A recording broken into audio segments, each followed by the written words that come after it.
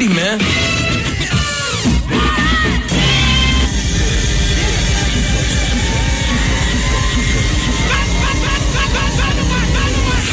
The Wendy Williams Experience.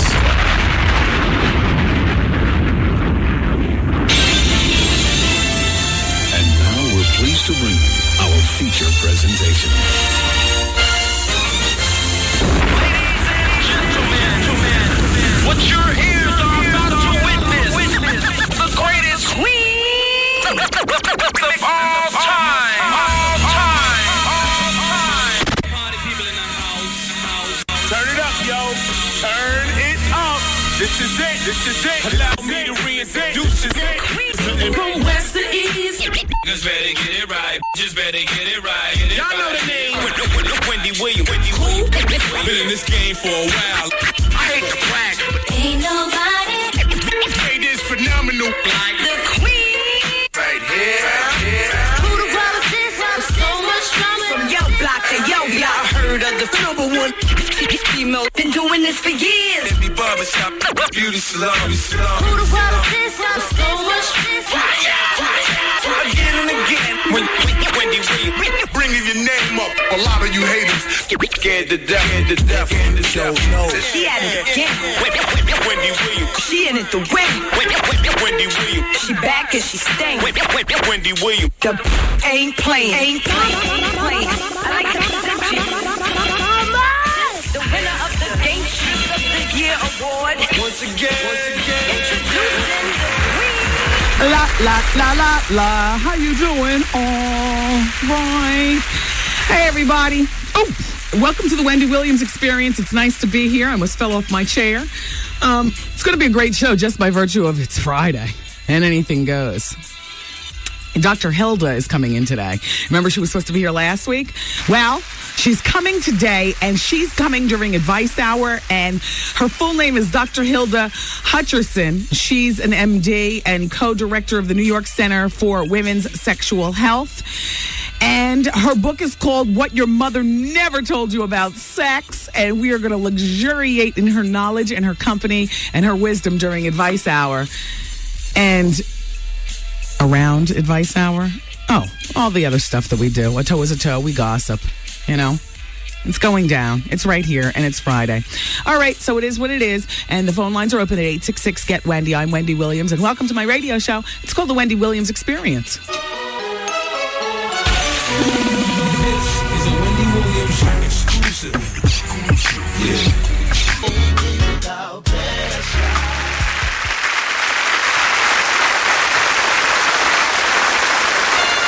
Ladies and gentlemen, it is with great honor and distinction that I introduce to you the queen of all media, Wendy Williams. Hey, everybody. Welcome to the show.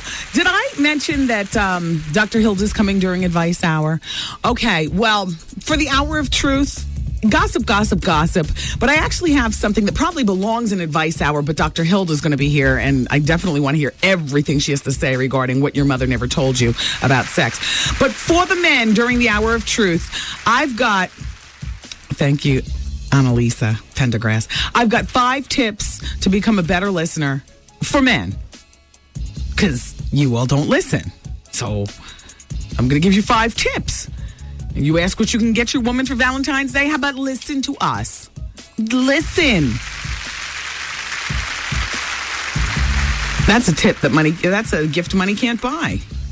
And it's giving of yourself, which is the best gift. Although something sparkly in a velvet box wouldn't hurt either.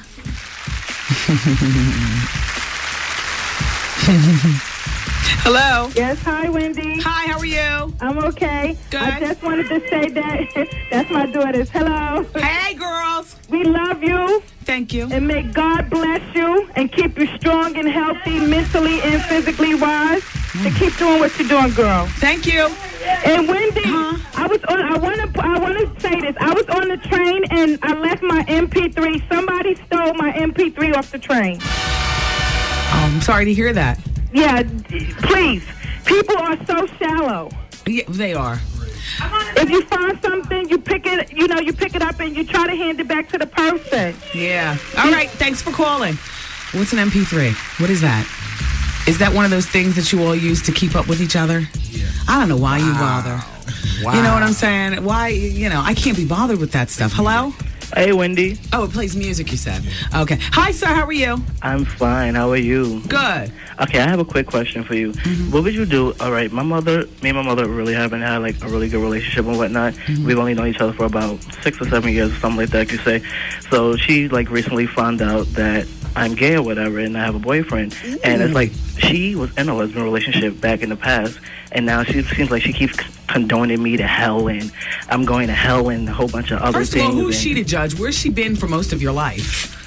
Exactly my point. It's like everybody else in my family that I grew up with is accepting of it, and it's like, why aren't you? It's like, my boyfriend would like to meet her. I'm trying to, like, get them to introduce each other. She's like, I don't want to meet him. He's manipulating you. He's using you. There's a nice girl out there for you. You know what? I hope you don't catch AIDS. You're going to hell. So what's your question to me? What should I do? Should I try to continue reaching out to her, or just leave her alone so she gets around and be accepted? I mean, you have your relationship with her separate and apart from your boyfriend. As far as I'm concerned, a mother who's half a mother and has only been in your life for 7 years has no opinion about anything that you do. Exactly. Okay, take care. Bye. Bye-bye. Hello? Hey, Wendy. Hey. Hey, how you doing? I'm doing well. Okay, Wendy, I have a question. The other day, there was a very small paragraph in the paper about you moving somewhere. I don't want to talk about that. Oh, Wendy. It is what it is. Please don't leave me. It is what it is. You know what? Mother's got to do what mother's got to do. I understand. That's what I'm telling you all. I got so many bombs going off in my life. Who can worry about, what other people are doing at other spots and all like that? I got my own ish to consider. Hello? Hi, Wendy. Hi, how are you? I'm fine. I have a question for you. Okay. I just want to know, where can I get your books? Oh, at the bookstores? Barnes & Noble? Yeah, like that. Uh-huh. And what is the name of your first book? The first one is called Wendy's Got the Heat, and that is my life story laid out for you from childhood through tumultuous adulthood to present day. And then and that's a New York Times bestseller. And then the Wendy Williams Experience, which was released this past fall, is also a New York Times bestseller. Thank you, everybody, for reading. The Wendy Williams Experience is based on my comments regarding pop culture. It's based on the radio show. There's great interviews in there. There's some pictures and like that. Thanks, Wendy. That's all. I didn't have any scandalous questions or anything. It's okay. Love your show. Thank Love you. the good work. Thank you so much. Bye-bye. I'll take one more call. Hello. Okay, hi, Wendy. Hi. How are you?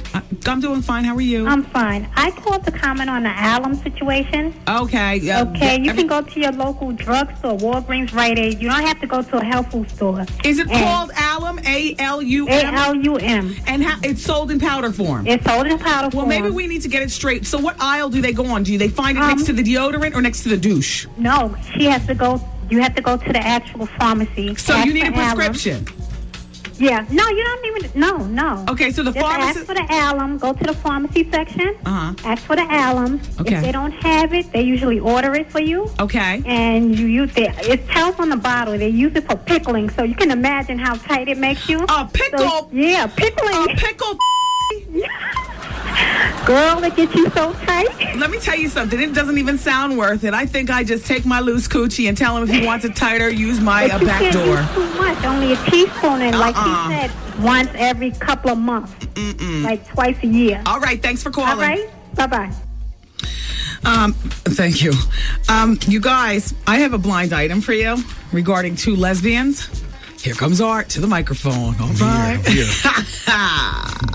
Ooh. Oh, that was sloppy, Dave. No, I'm sorry. All right. Look, these 2 black female entertainers were in a passionate lesbian affair for 2 years. The dominant, aggressive one paid all the bills for her passive lover.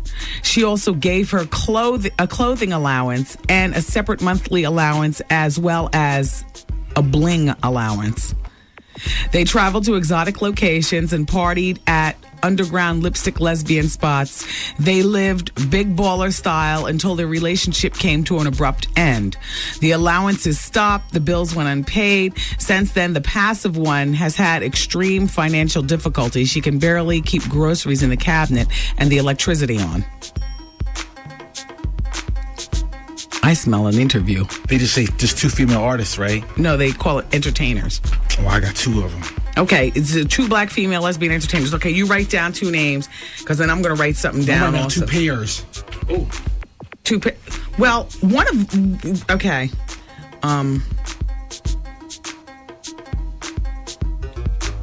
Hold on, we're writing. It's like the match game in here. Come on, Art. Hey, I didn't even know we had that music. Very nice. These are my 2 pairs. Okay, let me see. You know what? Yeah. What was I thinking about this? I wasn't. No. No, you're right. You are right. It is definitely one of these 2, and it's ironic that. Let me see. Kimberly. Big Baller Lifestyle, The Allowance, The Bills. Because yours wasn't big balling like that. Yeah, you're right. I think we're on the road to the correct answer with one of them. Yeah. And with the other one, yeah. Easy. Yeah. She'll be at the Grammys. Okay. All right. Okay. I'll get Tourette's later on, you all. I'll get Tourette's. Just give me let me keep these names to remind me. No, I need my Tourette's moment. Can I rip the paper? Okay, on the back of that for you. All right, what is this? Tonight I'll be in Philly. Oh yeah, I'm going to Philly tonight. Oh yeah. Thank you for reminding me. Philly, what's really good? I'll see you all tonight, big baby. Daryl Schuler, Charlie Mack in the house. That's right. It's big birthday bash for both of the ballers. Ballers. I hated it when it was popular to say, and I hate it even more now. Ballers. It's like hot mess. Oh, yeah. Anyway, yeah, I'm in Philly tonight. Partying the night away. Where are we partying? I have to find out for you because I never had. No, I just did the commercial the other day, and for some reason I can't even remember. Who runs the show in Philly? Marsha. Marsha. Call us behind the scenes and tell me where I'm going to be in Philly tonight, Marsha. I forgot what I said in the commercial. I'm in Philly tonight, though. Charlie Mack and Daryl Schuler's big birthday bash. Thank you, Marsha. There you go. Thank you, Artie Party. Oh, boy. Did you see that, there's Marsha on the phone. Did you see that Naomi Campbell is refusing to pose with Usher for Vogue magazine?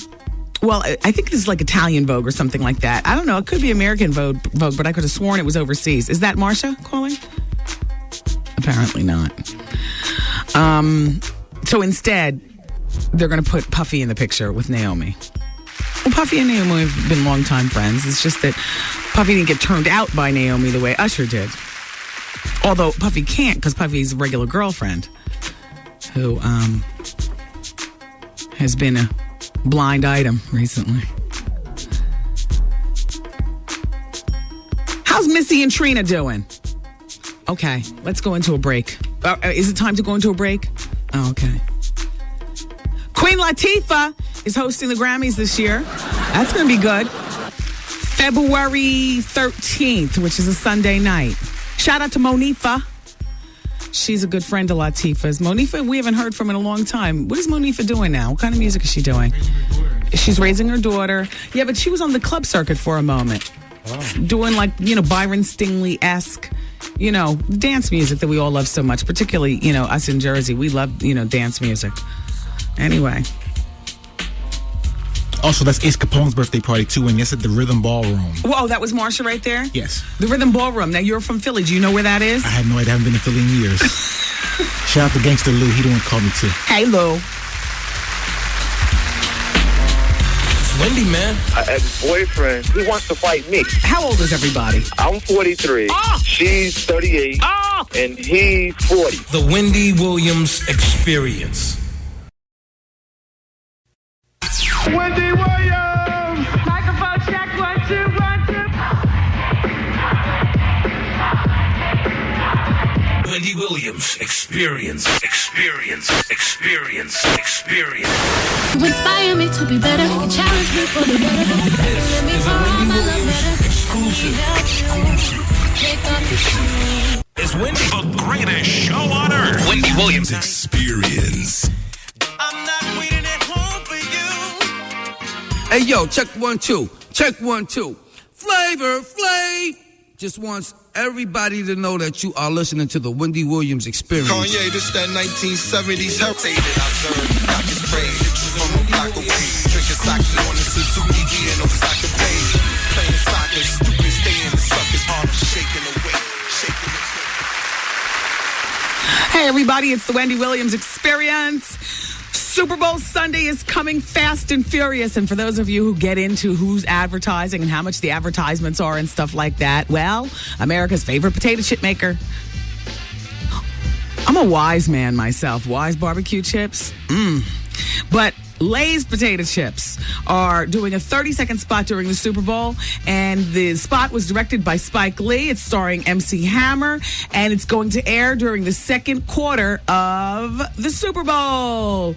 The new commercial marks the second consecutive Super Bowl that Lay's has actually participated in, so they understand the power of that advertising. Very nice, very nice. In the meantime, I guess you all have heard by now that Janet Jackson is going to be at a Super Bowl event. Well, Janet's going to be attending a celebrity scholarship party in Jacksonville on February 5th, which is the night before the Super Bowl. The Black Family Channel is sponsoring the party, and Janet will be there. And, of course, we all remember Janet best from last year's Super Bowl mess. In the meantime, yesterday I was telling you guys about LL Cool J being a new spokesperson for Caress, but I have more to it. I told you that the ad is going to feature LL on the red carpet with two beautiful women, so it's not the idea of LL using Caress, which is a woman's line, although and it's about the women using it. And, you know, I guess it's the implication, you know, if you use Caress, you could even catch the eye of a man like LL Cool J. Well, there's more to the ad. So the two women do have glowing skin, but what happens is they arrive to the nightclub and they're disappointed because there's a long line at the Velvet Rope. And then they spot this stretch limo coming up to the club and they just jump in and discover it belongs to LL Cool J. So then they end up becoming friends with LL Cool J in the car, and they end up walking down the red carpet with them. And once they get inside the club, the commercial is going to show us that the ladies go their separate ways and that LL goes his way in the club. But here's LL's quote. These ladies know what they wanted, and they went after it. Making the spot was really cool. The club setting, the energy, and, of course, the gorgeous women showing off their sexy skin. Now, the advertisement is going to start running. Alas, Caress didn't peel for Super Bowl. That would be a great debut ad. But it's going to start running next month. February 5th, to be exact. Shout out to Susie John, who heard my conversation yesterday regarding our dog. He says, Wendy, first, why are you taking the dog out? Where is your maid? Your maid should be handling the dog unless you have enormous ironing requirements, tablecloths, napkins, and bed sheets. Oh, Susie John, who irons their bed sheets anymore except for people who, like you, who, you know, I mean, you're just too Susie. And cloth napkins, Jeremy, and tablecloths, hello. The bed sheets are the tablecloths. We like to eat in the bed.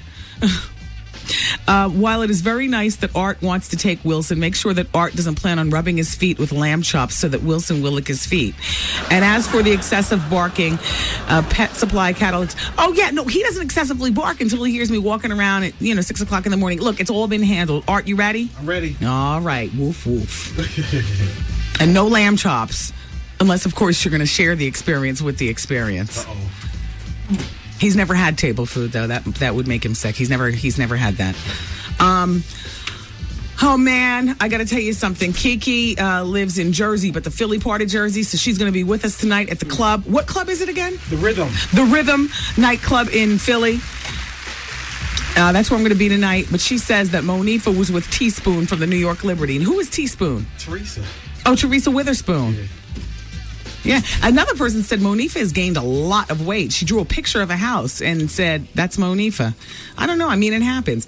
This just in. Clutch your pearls and pull close. Uh-oh. I'm disgusted. But here it goes. The Games house gets up. I can't even talk about this. This is so disgusting. Only days after grabbing Billboard's #1 spot, insiders revealed to the SOHH.com website, that Game's Compton home was recently shot up in a blaze of gun smoke. Dad. Why don't you know how to do that? Because you learn your buttons, Drama King. The G-Unit star owns a mini compound in the gang-ravaged neighborhood consisting of 6 homes where he and his people reside. The homes are all next to each other. The attack took place while Game was out of town. In concern for his safety, Interscope Records, G-Unit, and Aftermath Parents Company has suspended upcoming promotional dates. Some heads are warning that the Dr. J protege could be the next hip-hop tragedy. An opinion Game even acknowledged in his CD. There's a song apparently on there called Runnin', and that acknowledges this. He says, I'm in the studio laughing at Chris Rock, then I turn on MTV and I see Soulja Slim shot. A nooka tried to gun me down in the rim shop because I just want the same recognition that the Crips got. They say I'm next in line, and if I get shot, then I go out like Bobby Fischer of hip-hop. In the midst of a that's it for the song. In the midst of a triumphant debut, he sold over 500,000 copies. Of course, and then here they mention how, there was a beatdown at a DC radio station, regarding Game and his crew and whatnot. Turn off to this just in. I mean, that's kind of disgusting. So, Katherine Jackson, did you guys see the 48 Hours with the Jacksons on there? It was quite interesting. One of the things that she says about Justin Timberlake is that he should have taken more of the heat regarding last year's Super Bowl thing. She admits that she was horrified when she saw how Janet was, raked over the coals while Justin escaped. And here's her virtually unscathed, and here's her quote. What I didn't like is there wasn't one person on that stage. There were 2 people on that stage. What she's hinting at is that then 2 people should have been raked over the coals, not one. Did you guys see the premiere of The Simple Life last night? How'd that go? Nobody's talking. Wasn't that 2 nights ago? I don't know. Was it? It was 2 nights ago. Okay, nobody talked about it, so apparently nobody cares. It wasn't a big deal. Then what came on TV last night? Nothing? What did I watch? What was I doing last night? Oh, I was in Jersey City last night. Yeah. Hosted comedy at Rascals. That was fun. And I was next door to you. At a jump-off's house. At bowling. That's not next door. Union, New Jersey is not next to Jersey City. Oh, I'm sorry. I'm hungry. I have a headache. How fast are those bloomin' onions going to be up here? Did we order extra dipping sauce? Yeah, I know you did. Well, first of all, no double dipping. There's germs.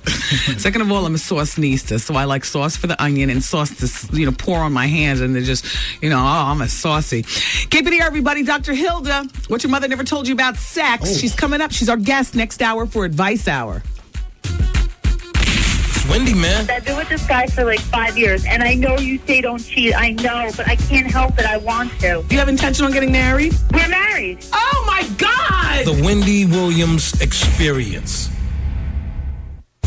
Everybody needs some. Should I leave? Is that selfish to my son? Come get some. Let me tell you, Wendy, it's really a trouble with a dude. Advice out. I'm having a problem with my fiance and his family. I was in a relationship with this girl for like 18 months. She told me the relationship meant nothing. Always drama. Call Wendy right now. 1-866-GET-WENDY. Fax Wendy at 866-WENDY-FAX. Wendy, can you give me advice on plastic surgery? Mm-hmm. What kind of show is this anyway? Different. How different? Impactful. Cutting edge. Let's take this form, this very American tradition of entertainment into the 21st century, the new millennium. Okay, no. What's the name of the show? The Experience. I really like this. You know how I know? I'm getting a boner. Have you lost your mind? Do you know how much mail we will get? There's no such thing as bad publicity. The content of the show, it's just politically incorrect. Exactly. Who are the characters? You got characters involved? We have three-dimensional characters. What do you got? How about Pocono Dave? Oh, here we go, dealing with these Negroes again. Artie, life of the party. Your eyes are closed, a mouth is a mouth, a toe is a toe, and a booty is a booty. This is gonna be crazy. We're gonna hit him with the bomb diggity Yo, listen, we know who we're gonna get to star in the show because we need a star to carry the show. The queen of all media, Wendy Williams, baby. Folks will be outraged. Outraged. The Wendy Williams Experience. This is a Wendy Williams exclusive. Disappearing so suddenly. Hey, everybody, it's the Wendy Williams Experience on the radio. I'm just sitting in the studio trying to apply a little crazy glue to a tip that seems to be lifting. I was about to apply hand cream, and then I noticed that I'll be getting cream under the nail and just nasty. So, and I don't have time for a fix. I don't want to snap my fingers to the music tonight at the party in Philly and have a tip fly off. You know, that wouldn't be good. So I got to lock it down. I don't even use nail glue. I go right for the crazy glue. Same thing that fixed my nails will fix the vase. And rip them off, though, won't it? No, it doesn't rip them off. You have to soak a little bit longer to soak them off. But, you know, I can usually wear my tips for like 2.5 months at a time. Okay. Yeah. Anyway, Dr. Hilda's coming in the studio right now. Let's straighten up her mic. Hi, Dr. Hilda. Hello. Welcome back to the show. Well, no, actually, you know what, Dr. Hilda? You've just been invited so many times and never actually been. That's right. So welcome to the show. Thank you for this present. What is this? Is this a big male member? You gotta open it and see. Well, it's a surprise. This present comes with a AA battery. And then you gotta use it in between the sets, you know? Dr. Hilda, I have to tell you something. My situation gets handled very well. I don't need those devices. Oh, it's not a matter of, needing them. Yes, just having it around. Just having it around just in case. In case he gets called to Iraq or something. And I have an emergency that needs to be fulfilled in the bedroom. It'll keep me from creeping, is what you're saying. So let's talk. Dr. Hilda's here, and her book is called, first of all, her name is Dr. Hilda Hutcherson. Right. And she's an MD, and she's also co-director of the New York Center for Women's Sexual Health at Columbia Presbyterian Medical Center. A very nice book that she's written. I urge you to go out and pick it up. Many of our listeners already have, based on me telling them last week that you were going to come in. And the book is called What Your Mother Never Told You About Sex. And she covers topics like discovering your anatomy, which I always suggest, and it sounds silly, but you know what? Look at yourself in a mirror. Look and see what's all. That's the first thing you need to do for great sex is to take a look and to touch. Mm-hmm. She also discusses in her book learning the secrets of aphrodisiacs, sexercise, and fantasy. Sexercise, we've been talking a lot. Apparently, a lot of women in the audience have loose vaginal. And I've been hearing that. I've been asked about products and also the surgeries. What do you suggest? Well, first of all, I don't think there's any such thing as a loose vagina. Yeah. It's what you do with your vagina and who you're hooking up with your vagina. But to make the muscles that surround the vagina stronger, there certainly are exercises that you can do. There are Kegel exercises that we all know about. We do them here on the show. But there are also various instruments, weights that you can use to make the Kegels work a little bit better. So we have these barbells. Do explain. That you can... actually, I gave one to one of your producers. Maybe she can bring it in. Okay. You can describe it. But it's a metal barbell, just like if you were pumping your biceps. And you put it inside your vagina and you squeeze the muscles and you lift the weight. And that weight strengthens those muscles that surround your vagina. Oh, and where do you get those vaginal barbells? You can get those online or at any adult store. Overcoming sexual problems is another thing that you discuss in your book. Achieving sensational sex and enjoying sex for your lifetime. Let's talk about overcoming sexual problems. There are a lot of women who were sexually abused when they were younger, so they have problems that they attribute to that abuse now that they're full-blown women. I always say go to therapy and also discuss with your partner that you've been sexually abused so that your partner doesn't think you're, You're absolutely right. And therapy is the first line. Yeah. And it's so important. And so many of us resist going to a therapist. But you have to go to a therapist. Sometimes it takes years of therapy to get over the effects of abuse. Would you suggest that they would go to a therapist that specializes in sexual dysfunction, or a therapist in general? Just a therapist in general. And because you need to deal with a lot of issues surrounding that abuse before you get to the sexual part of it. Or what sexercise? What is that? Well, what I talk about in the book is the fact that in order to have really great sex, you need to have a strong heart. You need to have endurance so you can last more than 3 to 5 minutes. You need to be flexible so that you can get into all those different positions that I described in the book. Yes. And you want to be able to last a really long time and enjoy it.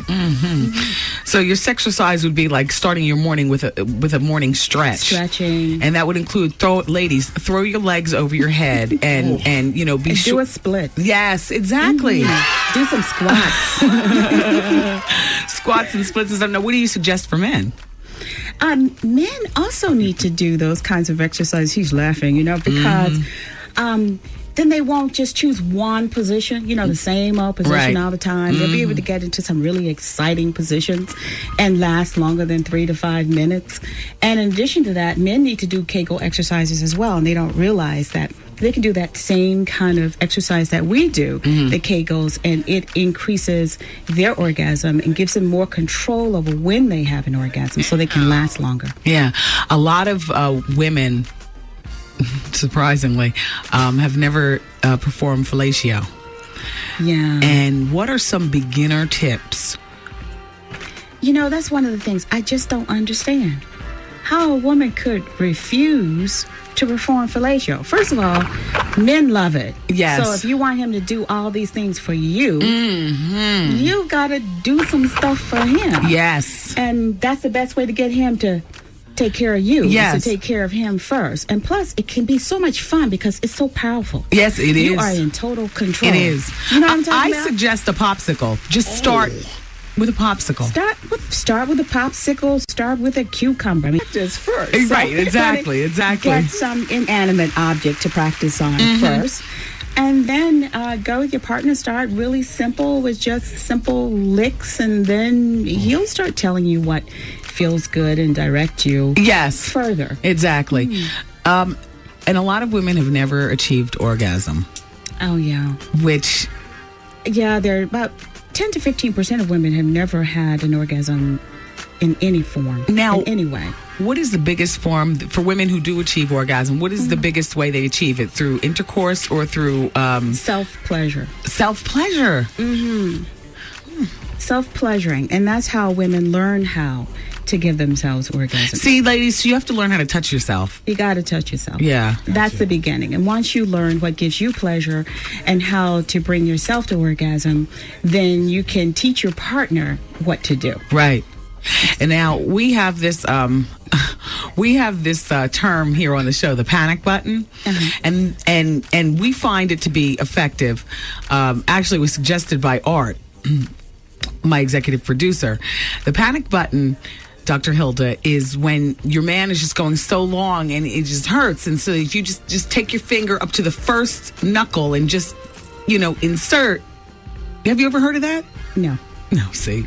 I bet it works, though. Freak. You want to try it, Doc? I'm sure it works. Doctor, are you married? Are you in a relationship? I'm married. Married. So being the sex expert, I would imagine that your husband is sufficiently Happy? Pleased. Yes. Well, yes. He tells me I talk a lot. Do you? I talk about it more than I actually do it. No, actually, I think he's pretty satisfied. Yeah. And talking, speaking of which, men love that. You talk dirty to them. Oh, yeah. Yeah. It's one of those things that women often overlook because, we got to be the good girl. And you can't say those words. Yes. But what I suggest to women all the time is that they try it and then start slowly and then add a few more words and a few more words, because it's a turn on not only for their partner, but it can become a turn on for you because you start feeling like that bad girl. That's right. You're doing something that you're not supposed to do, which can be very exciting. Often times also women overlook men's nipples. you know, which is very as important as ours. You know, some men have told me that they can have orgasm from stimulating nipples. Their nipples alone. Yeah. So it's pretty amazing that. I can believe that. I can believe that.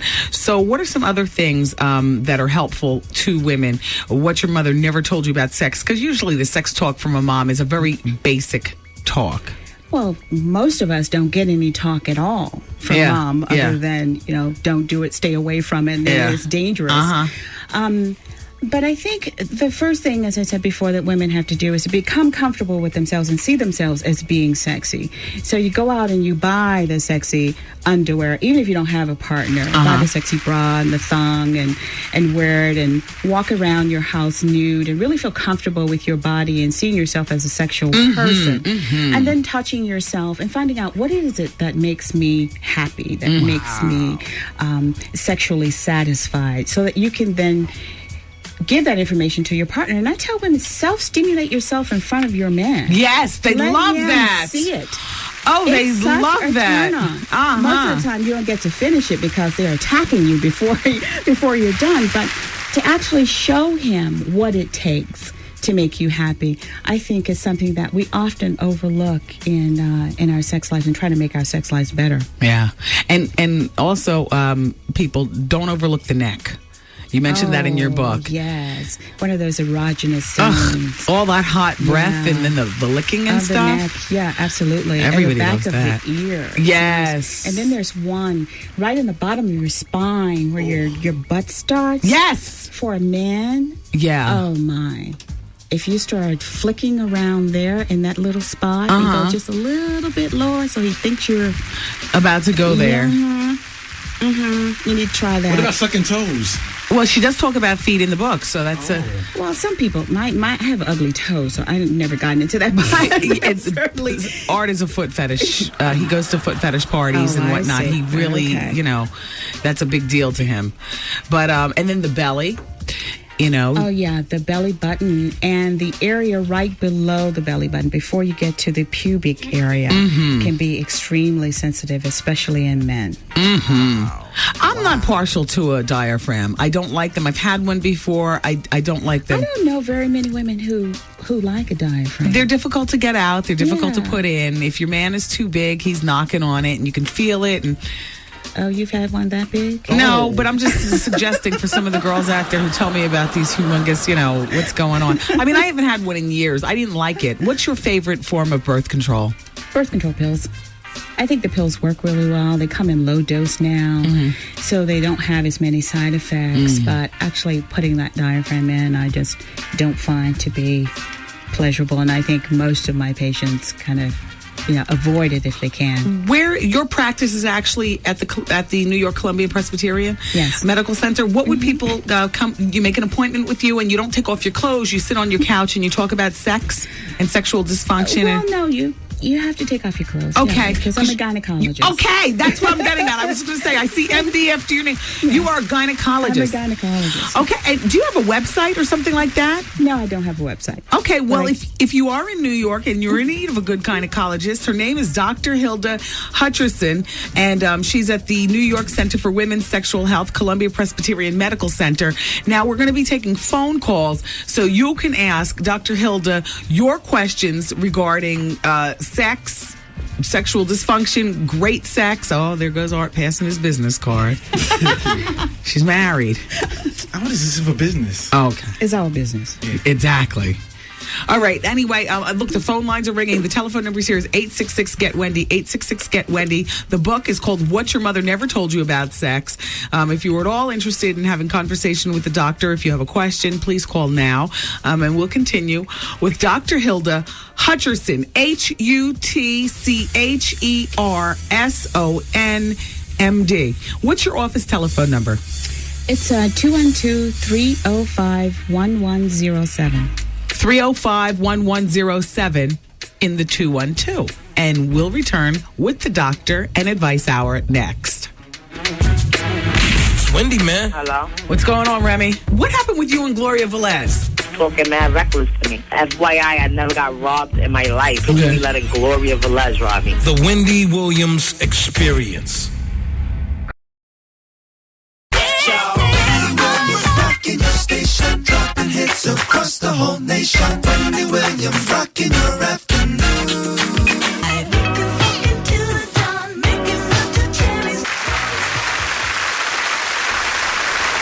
Ladies and gentlemen, it's Advice Hour here on the Wendy Williams Experience. I just received my top secret manila envelope from the Panache Report based out in Colorado. You know, I've been waiting for this, and we'll talk about the content of this very top secret, juicy gossip during the next hour, which is the Hour of Truth. In the meantime, our guest for Advice Hour is Dr. Hilda Hutcherson, the author of What Your Mother Never Told You About Sex. Here's some stats on sex. Coupled people have sex 1 to 2 times a week. Girls, on average, are starting to have sex these days at 16, and boys these days at 17. And women peak sexually about 35. Men are peaking sexually about 18. That's why we women love younger men. So we're going to go to the telephones. Dr. Hilda's still here. Hello. Hey, Wendy. How are you? Fine. Here's Dr. Hilda. Hi, Dr. Hilda. How are you? Hi. My name is Nicole. Mm-hmm. And I'm married recently, just got married. And I'm having a problem with sex. I was raped twice, so I really don't enjoy sex at all. Mm-hmm. And it's putting a strain on our relationship. What could I do to make it more enjoyable? The only time I enjoy it is if I'm a little saucy, which is it's almost never. The only time you enjoy it is when? Yeah. If I have a little drink. Oh, okay. Oh, I see. Well, the first thing you have to do is you've got to get therapy. You've got to really talk to somebody and talk through all the issues surrounding your rape and your sexuality, because what you're experiencing is quite normal after a rape, that you would have no desire. And once you work through the therapy, then it's going to be a lot easier for you to try new and different things. Okay. Sexually with your partner. But you've got to go through the therapy first. Okay. Thank you. Thank you. Hello. Hi, it's Wendy. Wendy, hi. Oh, my God. I can't believe I got you. I can't believe this. Well, welcome to Advice Hour, and here's Dr. Hilda. How are you? Dr. Hilda, she's there? Yes, I'm here. Hi, Dr. Hilda. Hi. Yes, I have a serious question here. I have my boyfriend. I was dealing with him for 3 years, and he has a very high sex drive. Mm-hmm. At the beginning of our relationship, I used to have plenty of orgasm. At the beginning of our sex, it's like the first year of our sex life. And now I'm not having any more orgasm, and it's bothering him to death. And he's a type of man. Our sex is awesome, though, but it's that I'm not having more orgasm. He's asking me what is wrong with me, and he's making this an issue, and it's bothering me to death. And I'm trying my best, and I want to know if I'm relaxed about it, if I'm stressed about it. And that's the reason why I'm not having an orgasm. Can I ask you a question? Do you have orgasm when you masturbate? When I masturbate, I don't even masturbate. See, you got to do that. Yes. You never stop masturbating. No. Because that's how you learn what it is that you want. But, it's not unusual in relationships, and it's usually after a year that the sex starts losing some of that. Because that's when the honeymoon period is over. Honeymoon period is over, and all those chemicals and hormones and stuff that were floating around when you first met that person starts to go down. And so what you got to do is you got to learn some new freaky tricks. Does it have nothing to do with stress? Well, certainly stress can I have a daughter in college, and I'm worried about her and stuff like that. Things are on the mind. I want to know, can that take a place of me not being relaxed when I have sex? It's not even on my mind. I'm trying to really please him and everything. Wow. And he was like, "What is wrong with you?" He said, "You don't have orgasm anymore," and he loves that orgasm. He likes when I have orgasm. And I don't have it anymore, and it's really putting it down. I suggest masturbation. I suggest masturbation as well. Thank you for calling. Okay, so masturbation is my answer? Well, it's the beginning, don't you think, Doctor? It's the beginning. Okay, Thank you. Hi, it's Advice Hour. This is Wendy, but Dr. Hilda's here to answer your question, okay? Okay. Okay, go ahead. I have a question. I'm 20. I'll be 26 in March, and I have 2 kids.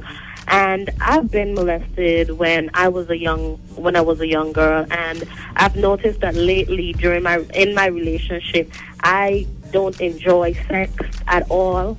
I think about having good sex and everything with my boyfriend, but it just doesn't work out that way for me. Even when he tries, I just don't enjoy it. So I'm just wondering, like, what can I do to, make the situation more pleasurable for me and not just for him?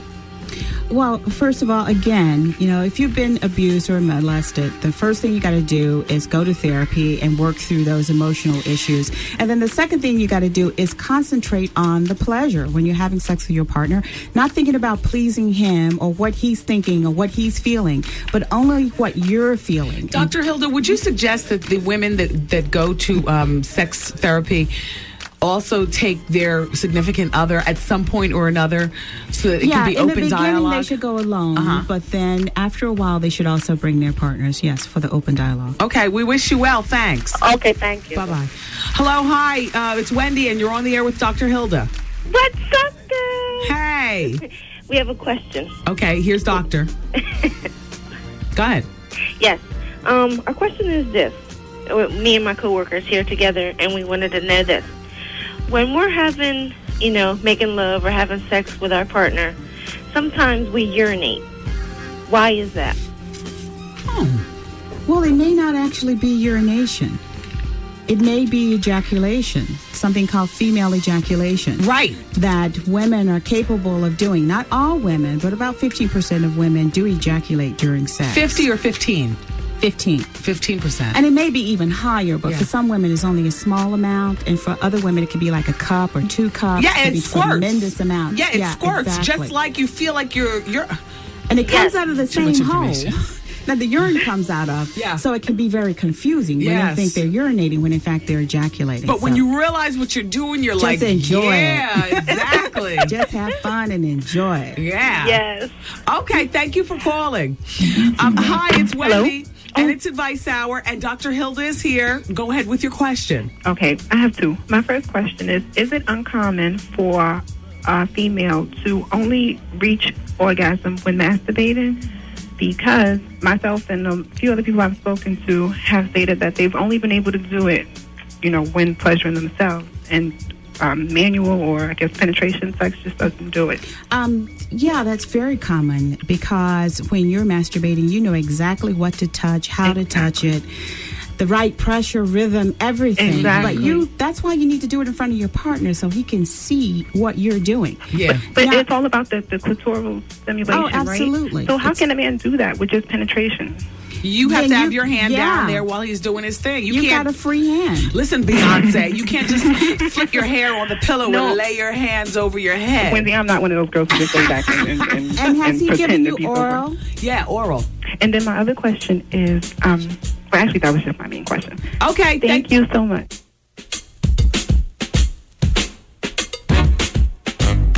Wendy, man. I got slayed so well. Made me do things I don't even do to my husband. Oh my God! The Wendy Williams Experience.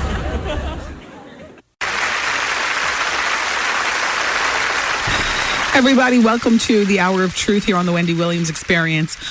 A longtime friend to the show is Jenna Jameson, and I wanted you to know that for her fans, she is offering moan tones. When your phone rings, you'll hear, like, oh, ooh. And if that's not enough, she'll talk dirty to you when your phone rings in English and in Spanish. Now, Jenna's got her website, so I guess that's where you can find out all the information. But, Jenna Jameson, highest paid woman in the history of porn. Friend to the VH1, Wendy Williams is on fire, and friend to the Wendy Williams Experience radio show. Okay, let's get to my top secret report from the Panache Report, based out of San Pueblo. Would that be Colorado or California? It's California. It's CA. What's Colorado's abbreviation? CO. California. It's California. Okay. Well, thank you, Panache, so much for this. Shout out to Sin Q. Shout out to Myra Panache. You guys are brilliant, and I love and very much trust the gossip that I get from you all. It says, Dear Ms. Williams, enclosed you will find a sex machine ranking in the field of hip hop. sports stars, and film. A measurement chart also accompanies the ranking. After we announced via the Panache Report that we would be featuring the Sex Machine ranking in our February edition, we were flooded with emails from eager fans and publicists. The publicists were trying to persuade us to include their hip-hop clients on the list. So, Wendy, we are leaking this information to you and only you before it hits the site next week. This is a scoop if you choose to announce it on your show. Sincerely, Sin Q. Well, Sin Q, you know I choose, and so I will. And it came in an envelope marked top secret and everything. Some real I Spy. I love this. I love this. Okay. I've got 10 celebrities in front of me. 9, actually. 9 celebrities in front of me, and I've got their measurements and a bit about them. We'll start with Usher. Despite his young age, he's an experienced, well-endowed lover who knows how to please a woman with unbelievable staying power. 9 inches. Genuine. This is before his relationship with Soleil, his marriage. Some groupie girls released a Panache report that, and here's his comment. He's gorgeous, he smells good, and he has fresh breath. His rhythm is amazing, and he's well endowed. An incredible lover who can go all night nonstop. 9 inches. Nelly. He has that laid back type of charm. He's a very good lover, and he has a nice personality. Measurement 8 inches. Wow. Andre 3000. He dresses like he has sex. He's creative, and he's got great rhythm too. 9 inches. Vin Diesel, an awesome, well-endowed lover who knows how to give nonstop pleasure. 9 inches. Omar Epps. Now Omar's with the girl from Total now, right? Yes. She just had his baby, and like that. Okay. He's a good, attentive lover, and he gives complete satisfaction. 9.5 inches. 50 Cent. He's so masculine and sexy, and he's awesome in bed. 9 inches. Tyrese. Very sexy, great staying power, great smile, and experienced. 8 inches. LeBron James. Not only is he a superstar on court, but he's a superstar in bed. 8.5 inches. Fabulous. Well endowed, great energy, great rhythm, hours of satisfaction. You leave with a smile on your face. 10 inches. Wow. I believe very little of what I just read. I don't know who paid these groupie bitches to give this kind of report. I absolutely, the Panache, this is not me disparaging you all because I appreciate this top secret information, but my opinion is 90% of what I just read is some ish. Okay, thank you, Art. Why are you clapping along with me? Because how the girl's going to know those exact measurements anyway? It's going to take a ruler out. Well, I mean, you get a ruler out. Or you know. Right. Like, for instance, Omar Epps might not exactly be 9.5 inches, but you know somewhere between 7.5 and 10 inches when you see it. You know what I mean? Exactly. You grab with one fist, doesn't cover the whole thing, then you grab with another. Girls, you know, when you put your fist on top of each other like you're giving yourself a pound, you know what that is. I don't believe all this that I'm reading. I don't believe all these celebrities are these attentive, excellent lovers. I don't believe LeBron. I don't believe Fabulous. I don't believe Tyrese. I don't believe Andre 3000. I don't believe Usher. I don't believe Genuine. I don't believe any of them. This is just people talking, but I love it. In the meantime, something more interesting that came in this report is Inside the Life of $1,000 per hour call girl by Panache Report's owner, Myra Panache. Now, of course, Myra's not the call girl. She's doing the interviewing or, the watching. So she goes on to say, I was in San Francisco attending an exclusive opening of a private club. I was accompanied by Perry, a male model who frequents club openings and celebrity gatherings around the globe. Entertainers, professional athletes mingled in the posh surroundings. Suddenly, a hush fell over the crowd as 2 stunning women made their entrance. One was magnificently beautiful and exotic. The other was devastatingly gorgeous. The exotic beauty stood about 5'9", and she was dressed flawlessly in elegant attire there with a regal carriage. What is that? Booty? I'll take some. Yeah, I think that's booty. And startling jet black eyes with long lashes. I asked Perry, is she a model? And he replied, no. She happens to be an international deluxe call girl who charges $1,000 or more per hour for her services. Her beauty is flawless, like a full-length mink coat. Everyone refers to her as Mink. Mink came over to exchange pleasantries with Perry. We introduced and had an interesting conversation about politics, the stock market, and world events. She's extremely smart. After much conversation,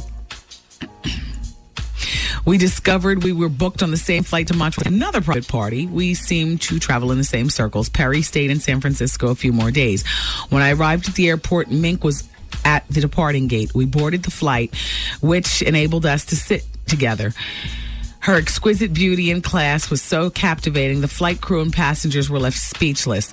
Gradually, throughout the flight, Mink related her story to me. She was abused and molested by her alcoholic stepfather on a, such is the life of a woman who throws her coochie around. It just seems as though there's always some kind of sick story that makes you go limp afterwards. Like all of a sudden, I'm like all turned off or, I mean, you know what I'm saying? Like, okay. Jeez. Where was I? Oh, she was abused and molested by her alcoholic father on a constant basis. Her mother did absolutely nothing to protect the child. The abuse ended with when her stepfather died of liver cancer. Her ethnic mixture is Spanish, Arabic, Nicaraguan, and she began to attract male attention. She became sexually active in high school. She enjoyed the power and control that sex gave her. She managed to maintain an A average and accepted an academic scholarship to a local university where she graduated with a degree in finance. She landed a management position at a Fortune 500 company. Although she liked her job, she didn't earn enough capital to invest. Her best friend, Cricket, a model who supplemented her income as a call girl, introduced Mink to high-class prostitution. Mink made so much money, she quit her job and became a call girl on a full-time basis. As an independent contractor, she defined prostitution by operating without a madam or a pimp. She enlisted a client booker with entertainment and sports contacts, and a personal bodyguard was hired to protect her, and a personal assistant was instructed to screen and schedule clients. Before long, Mink was in hot demand. Her clients include celebrities, athletes, politicians, royalty, and CEOs. She travels the world like a jet setter. Her travels took her to Europe, Miami, Hollywood, Aspen, where she was whisked away by limo. I'm still dwelling on where all this sexualness started, and I'm just like, okay. To estates and yachts to participate in a wide range of sexual activities and escapades. She also attended sporting events in VIP skyboxes, movie premieres, and award shows. Who cares? You know what I'm saying? Has she ever attended therapy? Okay, let me continue. She spoke 2 languages fluently, which created good communication among foreign clients. It was not uncommon for her to earn up to $8,000 to $10,000 per night. Okay, whatever. She relocated and bought a beautiful home in Miami and a winter home in the Hamptons. She also purchased a convertible candy red Ferrari. Okay. She shunned drugs, alcohol, and red meat in favor of a strict exercise regimen. Despite all material wealth, Mink was quick to dispel the glamour notations associated with a call girl. Okay, here's where she gets more real. Because about the only real thing that I've heard is that all this sex hopping started from a very sick and unfortunate thing when she was a little girl. So despite the wealth, she goes on to say, you are isolated from your family and your friends. You can't discuss your occupation with them. AIDS is a constant fear, or you may encounter a psycho client, not to mention the paranoia of being in an illegal profession, and you really feel guilty about selling your body to the highest bidder. First true thing I've read. A few years after this interview, Mink retired from prostitution and married a millionaire financer and moved overseas. Mink was one of the lucky few. Imagine my surprise when she contacted me about another story. To read that story, you can go to sensualintelligence.com and click $20,000 per weekend call girl. I love you, Panache. My disgust is not with you, but just, with these whores. Yeah. You know what I mean? No, at least she had a happy ending. She married a millionaire financer. He was, of course, white. It doesn't say this, but this isn't an assumption. Thank you, Panache Report. In Style Wedding was on TV last night, and Karima Youssef says that Naz and Khalees's wedding was nice, and she goes on to say, and I must say, Wendy, I didn't understand what was the big hype about stars' weddings, but now I understand. Patti LaBelle sang the song and looked so pretty. Her veil was 2 feet long, 2 feet longer than Princess Diana's. This is Khalees's veil, and everything else was so beautiful. I gave her respect now. She did it up. All right. Did you guys see that last night? Do you know that Snoop says, it's so weird because he goes so in and out of it. I love Snoop. He really, he's got an incredible voice, just sexy when he puts it down. I love you, Snoop. So Snoop says that he refuses to go on stage unless he's provided with strong marijuana. Oh, love him. And that's according to the his backstage rider. He puts that in his rider. I want M&Ms, I want champagne, I want weed. The star allegedly ensures venues to perform that he performs and to supply him with the finest weed around. And he would know, too. Yes.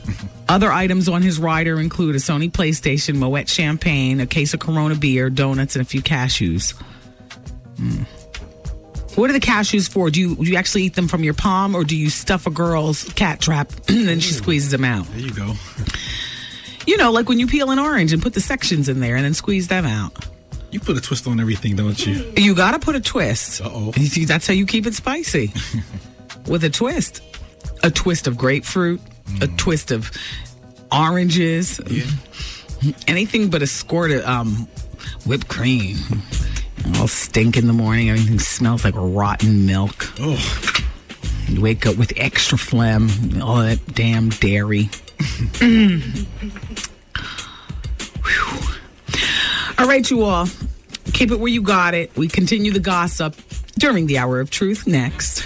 It's Wendy, man. I got slayed so well. Made me do things I don't even do to my husband. Oh, my God! The Wendy Williams Experience.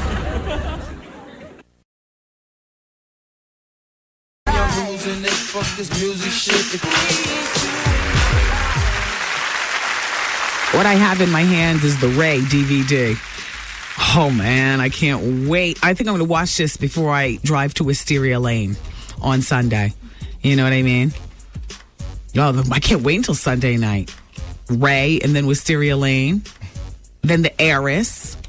It's a whole night. It's a whole night. I got a whole big weekend planned. Tonight I'm going to be in Philly. What's the name of the club again? The Rhythm. It's the Rhythm Nightclub. Happy birthday to Ace Capone, Charlie Mack, and Daryl Schuller. I'm sure that will be a very, very interesting party. And it's for the grown and sexy. So, wear something nice and sexy and grown. I'll see you tonight in Philly. And then tomorrow night, I'm going to be hosting the Octagon nightclub here in New York. And Sunday, I'm not doing anything because I'm preparing for the following Sunday. Super Bowl, I'll be out. Sunday, I'll be, the Ray movie and Wisteria Lane. Oh, what kind of snacks to eat? What is that, 4 hours of TV watching? You'll figure it out. Yeah. Probably the usual. Cheese and crackers in the microwave for 30 seconds, so everything gets a little bubbly. I'm not a brie eater, are you? The brie, just too many bacteria. I don't like the aftertaste either. Hey, listen, Dr. Hilda was here last hour. I apologize she didn't get a formal goodbye, but, we're under a time constraint, and the phone calls brought us right up to the break, but she's gone.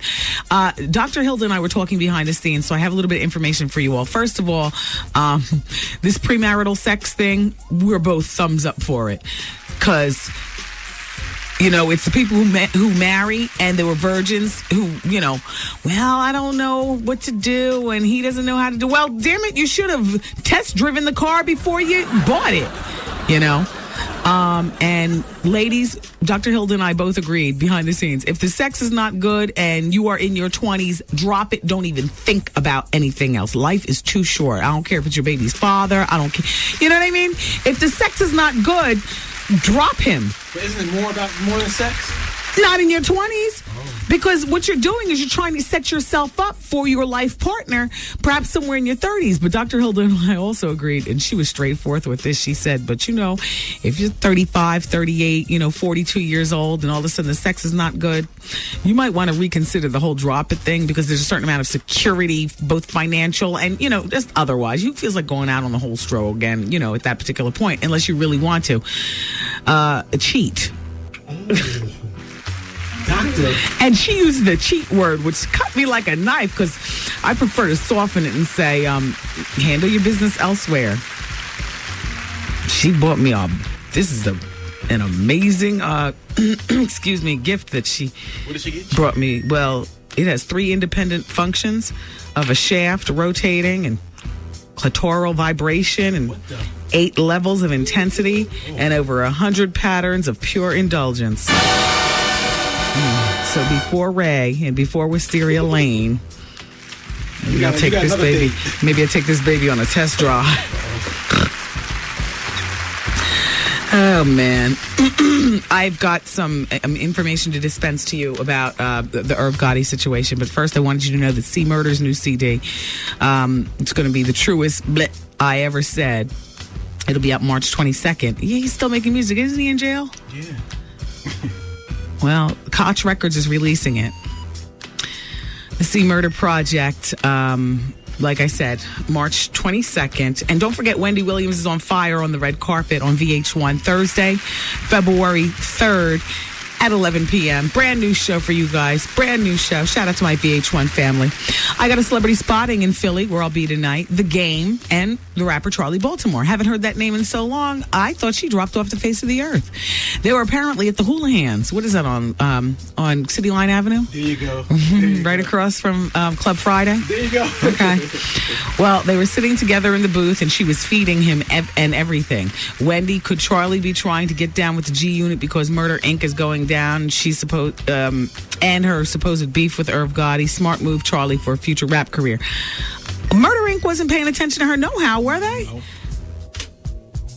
I think she's just trying to get down. Well, she's married. I was going to say, I think she might be trying to get wifed just to, wrap up the rap career and just, look for something with some money, like the hoe we read about in the last break from Panache Report, who married her multimillionaire and moved off to Europe. That was a good move. Charlie, I don't know how old you are, but... And I like you, Charlie, but it's a wrap. It's been a wrap. Yeah, it's time for you to, redirect. I don't know if she's still married. Maybe she was looking to the Game for future. I'll tell you what, you better get that before somebody else does. His houses were all sprayed up out there, and I talked about it earlier in the show. Drive by. Game owns, like 6 houses right next door to each other in the hood. And all his boys, and these people, live in the houses, and it's in the hood. Well, they were sprayed up. I read about that earlier. Jealousy. But you know what? Game brings it on himself. He's a tough talker. Game, I like you in the whole crap, but all that tough talk. I got to tell you something. I hope you don't pay the cost to be the boss. Give me my typewriter. Oh, not the Dateline music. I'll go with the typewriter. What's happened to the ink if Irv Gotti is what happens to the ink if Irv Gotti is convicted? If Irv Gotti is terminated, wait, hold on. Gotti's contract states that he would automatically be fired if he's convicted of a felony.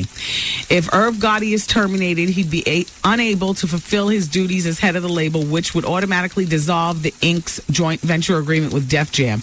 Def Jam would have an option to buy the remaining 50% of the Inc. that it does not already own from Gotti at a reduced price and effectively take control of the label. Def Jam would then own the artist's contracts, the masters, and the catalog.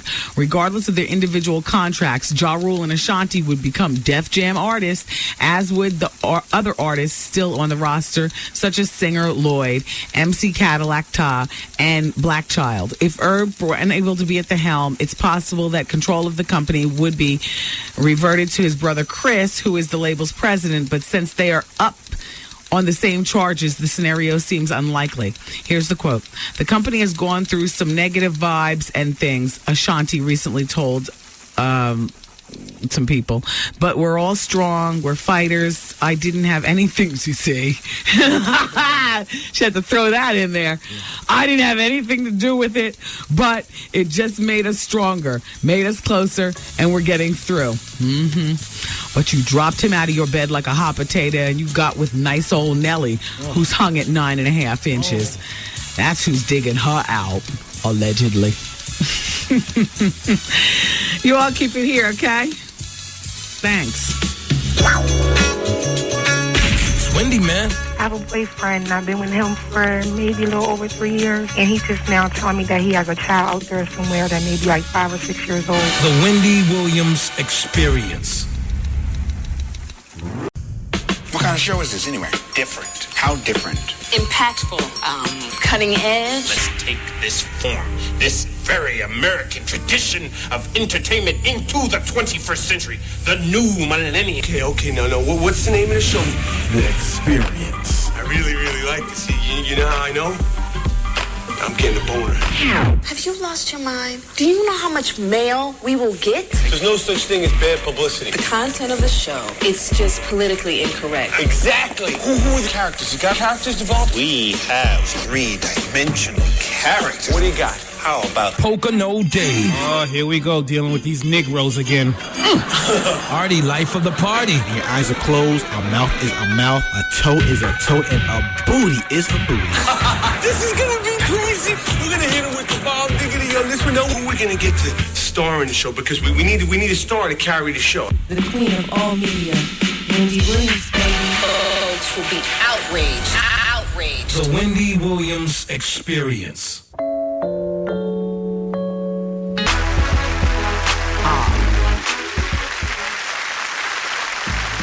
You got to work better on your fades. Yeah, and songs are leaking into the other markets and stuff. You know what I'm saying? Yap if you have to. Okay. Get them claps going, get the mics up so we're all rejoined. Anyway, everybody, it's the Wendy Williams Experience. And during the hour of truth, I promised you, but you know how that is, that I was going to get to 5 tips to become a better listener for the men. Because if Valentine's Day is coming, a lot of you all are short on cash or short on ideas. And you know what? Your woman might not appreciate it when you first give it to her because she's expecting a monetary gift or not a gift, a monetary gift, but a gift with a monetary amount attached to it. And but I've got something that'll cost you nothing. Become a better listener. We really appreciate that. Even the materialistic women will grow to appreciate a good listener. Number 1, tune in. If she's got something on her mind and she wants to talk to you about it, put down what you're doing and make genuine eye contact to show her physically by having eye contact that you're into what she's saying. And be an attentive listener. Act like she has your full attention and it shows that you honor and respect and you value her as a person. Number 2, men, in the list of 5 tips to become a better listener, listen to learn. Accept that you probably won't understand, necessarily agree with everything she's going to say, and it's okay. But if you all are close, then you're already close, but you're still 2 completely different people with your own unique takes on life. And by listening with an open mind, you'll learn more about what makes her tick and how she views the world and where she sees her place in the world. So learn to listen. Number 3, hold your peace. I got these tips actually offline, but I thought they were really good, so I brought them in. Hold your peace. Even if you're busting at the seams with your own commentary, focus on what she's saying. It's not the time to, unless she asks you your opinion, it's not the time to throw in, what you feel. Listen. Okay. And I love this one right here. Number 4, leave the Superman cape in the closet. She wants you to tell her what's she wants to tell you what's bugging her, but it doesn't mean that she's asking for you to rush to fix it. You know what I mean? So, unless she asks you to rush to fix it or asks you a question, leave your Mr. Fix-It action where back there. And the fifth one is, be a mirror, not a maestro. The goal of active listening is to really hear what she's saying, not to employ your vast expertise to analyze, evaluate, or eradicate her problem. You understand? Just listen better. And the easiest way to show her that you're listening, even if your eyes are glazed over is a state of mind, not necessarily a look in your eyes, but just maintain eye contact, and furl your brow every 30 seconds. Like, yes. An occasional, Yes. There you go. Fake it. Much like we do with you all. Oh, ladies, right? You're amazing. Missy and Trina, Latifa and Monifa. Dear Wendy, riddle me this. Am I wrong for being offended when a white person calls me bro? For some reason, when they call me bro, I immediately associate it with the N-word. Wendy, am I the only black man who this bothers? It's a pet peeve, Wen. I'll be listening, as usual. That's from Raven. Absolutely not Raven. When we lived in racist-ass Bergen County, in this scummy little town called Rivervale, where there's about 5 cops, all 5 cops will call my husband bro. Wow. When they would stop us repeatedly. You know what I'm saying? Hey, bro. You know what I'm saying? Yeah, you're right. I do associate it with the N-word. What if he's Italian, though? You know what? Not all the time. But when they're using it in lieu of the N-word. Needless to say, we're out of there. We put our house on the market 45 days after purchasing it. And we were the first owners. Literally, the last nail went in and we moved in thinking, okay, Put it back on the market 45 days after moving there. Fled to another home while still owning that home because, you can't have any Negroidian signs of Negroidian living because now we're realizing, the whole, so we had to clear the house and ended up selling it, Gangsta. Well, I mean, you know what? It was survival. It was a big lesson. You remember when we were going through that. Yeah. Have to leave a party by like 11 o'clock and stuff just to get home before 1 o'clock because that's when, all the bro callers, and they knew. We were the only black people that lived in the town, followed by bro at one point. It was, what made you move here, bro? You're the only black people in this town. What? Yeah, well. We were going to get Hunt Hamlin and Ridley on the case. Uh-oh. But thank you very much, Hunt Hamlin and Ridley, the law firm in Newark. They help us with a number of things. But you know what? Sometimes the best thing that you can do is just pass along the message to others. Now we have, it just so happens that after we moved out of the house, there's a record executive who now lives in the same town. And she called us and she was telling us like she had a Super Bowl party one year. And she's an executive. There was a few celebrities, that came through. But, everybody on the hip hop and R&B set, everybody got stopped on the way to the house. Bro and them, the bro callers, the cops, they knew exactly where to sit and about what time and that they'd be sure to string up a bunch of Negroes, on their way out. I mean, it's disgusting. And she's got a child in the school system. And she said, well, I'm not selling my house. And I said, well, because that's the only option I'd give you, sell your house. She didn't want to do that. I don't know if she's still living there. Probably she hates it. She's unhappy. Yeah, she's unhappy. You know what I'm talking about? Yeah. Yeah, she's unhappy there. Or she was at the particular time. It's terrible. Boyfriends and stuff. She's a single mother. She wants to have, gentlemen callers. I'm like, you'd be better off meeting them out on Route 4 in Paramus or something. Because it's really no fun. We used to spend more time, and the house was literally just right over the George Washington Bridge, Rivervale. We used to spend more time staying in Manhattan, in hotels because we'd leave a party and it'd be 3 o'clock in the morning. We wouldn't be bombed or anything like that. Perfectly able to drive home. But who feels like going through that crap? So here we are living like a spit from the city, but we'd stay in Manhattan just because we don't want to deal with, it was just, It was crazy. Wow. It was crazy. Wow. It was crazy. It absolutely was. Shout out to Rivervale Police Department. You can put that where back there. Put that where back there. You racist.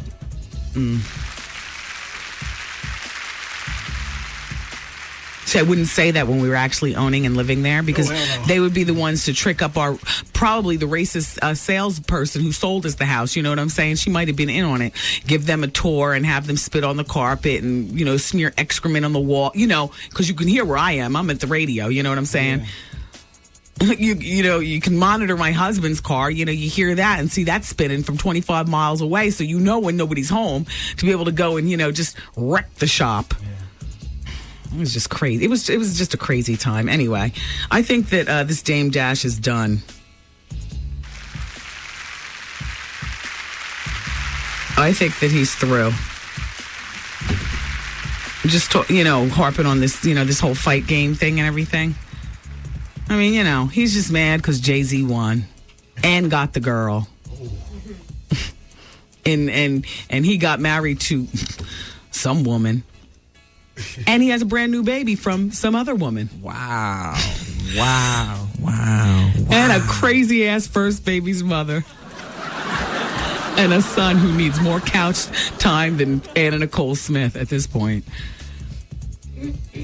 Because of being, pulled and tugged every which way. It's terrible.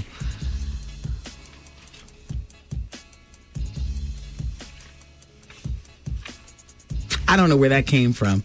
You know what? Because right before the break, I was just reading something about how Dame Dash and his partner Biggs, apparently Jay-Z went his way, and then Biggs and Dame Dash went their way.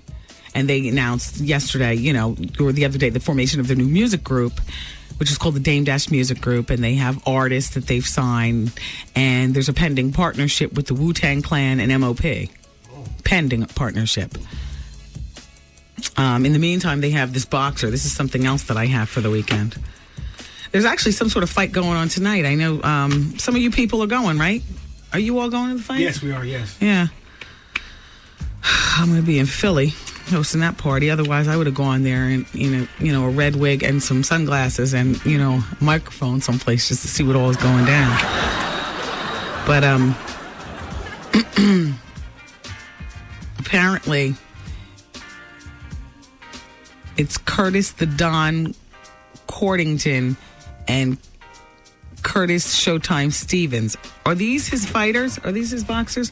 I don't know what this is. This is some boxing CD that I have. I'm going to be watching this weekend. I like boxing. I might be going out to St. Louis next weekend. There's a match I want to. There's a match I want to see.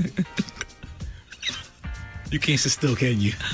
Are you surprised? You seem like who knew? Yeah. Ain't tell me. Yeah.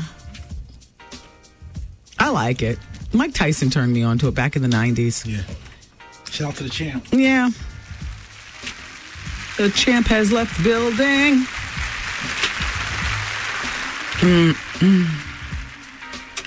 They say that Brad Pitt drives around. Did you see this in today's paper? With a gray powder-like substance, which is dried bat in his glove compartment. And who do you think put it there? Yes. Weird ass Angelina Jolie. She's crazy. That's that love hex potion. By the way, this alum that's tightening everybody's cat trap, somebody told me it comes in rock form and you crush it up. I'm telling you right now, you all need to make sure that your alum isn't the fish scale. Sounds very dangerous. Who was telling me that somebody had a baby and named the baby Yayo the other day? Who told me that? Who told me that? I had a blind item, which I wasn't going to blind. Shout out to Busta Rhyme. I hope everything's okay there on the 7th West Wing. In the West Wing. Don't put him on blast that hard. All right. I wonder what gets treated on the 7th floor in the West Wing. Well, my spies said that he's, just in a hospital gown. He wasn't laid up with tubes hanging out of him and all that other kind of stuff. He was walking around. I don't know what he's doing. He's apparently there. Could he be getting a checkup or something? Well, at a hospital? Oh, okay. When's the last time you went to a hospital to get a checkup? True. Yeah. I mean, A gerbil in the booty? Oh, stop it. I'm just saying. Remember Jerry Penacoli? Gerbil Penacoli. Gerbil Penacoli. The string broke.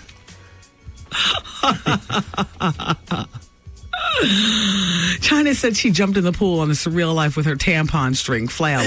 Do you remember when she said that? I was just so shocked. I was just nasty.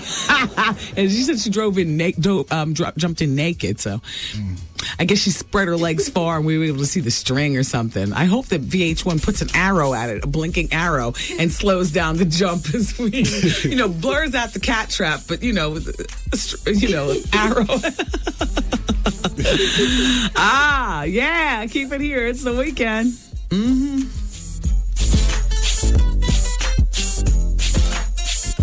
It's Wendy, man. I'm 46 years old. I haven't had any in 3 years. My wife cut me off 3 years ago because of her serious mental deficiencies, and I've still been a faithful husband. The Wendy Williams Experience. All right, I got one thing to add to my weekend TV watching. Because I just got delivered from Messenger the final cut of Wendy Williams is on Fire on the Red Carpet. So I get a chance to preview it. And then don't forget that comes on VH1. Brand new show. Comes on VH1 on February 3rd. My Red Carpet special. Thank you, VH1, for sending this over. So now I've got my Ray CD.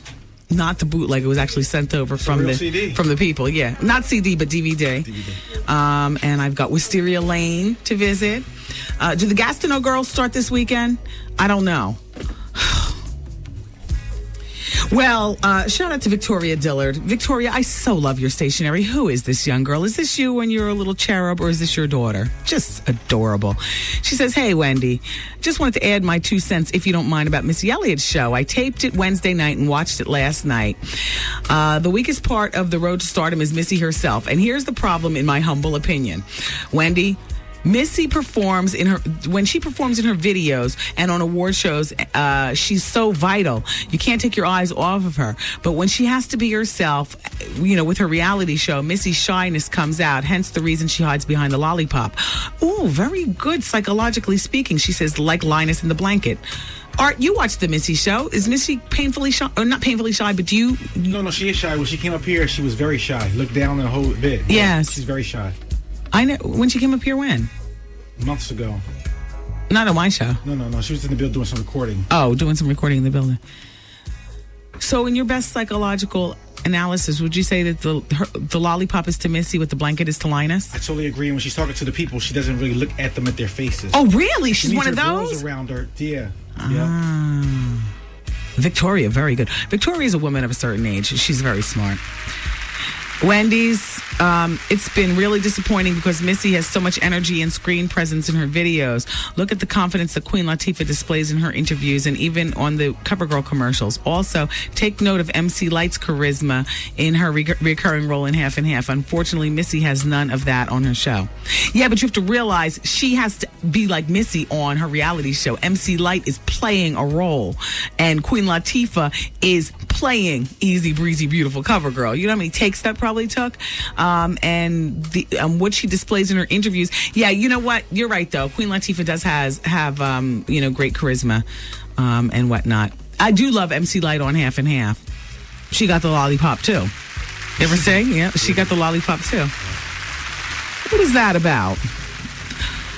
Girls who are rumored to not really like lollipops suck them on TV. The Seinfelds are having another baby. Oh. The third one, Jessica. That's how you turn a hoe into a housewife. There you go. Remember she was engaged and then married to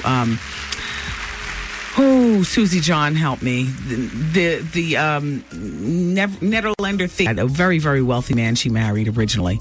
And when they came back on their honeymoon, she was working out in the gym like the week after the honeymoon. And then she meets Jerry. Like a week after that, files for divorce from her husband that she just came back from the honeymoon with, the theater moguls people. And then she goes on and marries Jerry. Oh, a scandal here in New York. And I was definitely looking at Jessica Seinfeld like, what a hoe. Oh. Now you virtually forget all about that. You see them with their Hamptons, house out there. She and Jerry, as a matter of fact, have morphed into the same person. They very much do look alike. And the little girl, Sasha, is beautiful.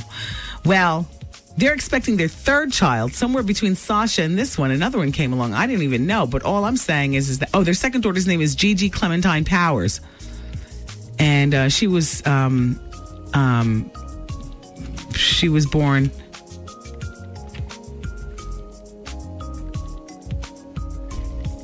Wait, no. This is Cynthia Rowley's daughter. Okay, I'm getting confused. Good for you, Jer. I say all that to say. The investigation still goes on regarding the... Oh, man. Have I overtalked my phone time? Yes. Oh, damn. The investigation still goes on regarding the Bill Cosby sexual probe. And one of the points that they make in this probe is that, this girl failed to disclose in a timely manner what happened, allegedly, between she and Bill Cosby and all the genital touching and whatever. It's like, girls, if something happens to you, nobody deserves to be sexually assaulted if that is what went down. But all I'm saying is that, you know what? File your case, collect your funky spunk right away. Go to the... Don't let it dry and, don't luxuriate in the possibilities and wring your hands back and forth or be scared or whatever. You have to step up if you expect to get paid. The whole process could be very embarrassing, though. You know what? It's even more embarrassing and not profitable. If you hold on and don't step up until like a month or 3 later. That's true. Because now, even if it actually happened, now people are like, well, why did it take you so long to step up? And case thrown out of court. So now you have no money. It took you a long time to step up, and you still got to go back to your regular job with everybody looking at you like, a tramp trying to get money off somebody. It's just terrible. Now, I don't know what really happened. None of us do. But the cops are investigating charges that he drugged her and groped her at his suburban mansion. What is groping? It's, what? Groping is something that is good if you're being groped by the right person. Because groping involves like grabbing and kneading. You know what I mean? It's a little rougher. Okay. Nobody likes to be lightly touched. Like necking. Yeah, necking. Wait. Necking is different than kissing? Yeah. Necking is when you're going full throttle. Almost, with clothes on, though, you're grabbing breasts. No, nobody uses necking. Richie Cunningham. Who says that? Richie Cunningham. I watch TV Land.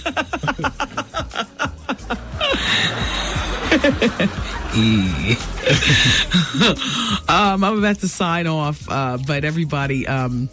It's been a lovely week of radio. I love you for listening. Thank you so much to all of our guests that came in this week, including today, Dr. Hilda Hutcherson. I'm about to give you her telephone number. If you happen to be in New York City and you're looking for a good GYN, she's got a book out called What Your Mother Never Told You About Sex, and she talked about a lot of different things in here in her short visit. We must have her back. She is co-director of the New York Center for Women's Sexual Health, Columbia Presbyterian Medical Center. She also happens to be a GYN. 212-305-1107 for Dr. Hilda. And we love you, girl. And we will be inviting you back. Philly, I will see you all tonight as we boogie down at the Rhythm Ballroom. Can I get your free ride to Philly tonight? No. No. And the privacy wall will be separating the driver from everything else going on in the back of the car. No guests allowed. All right. Happy birthday, Ace Capone, Charlie Mack, and Daryl Schuler. We'll be celebrating all 3 Big Daddy's birthdays tonight in Philly at the Rhythm Ballroom. The rest of you all have a wonderful, wonderful weekend, and we'll get back together on Monday. Bye-bye. These party people. See you later. I'm saying bye-bye. Good night. Program complete.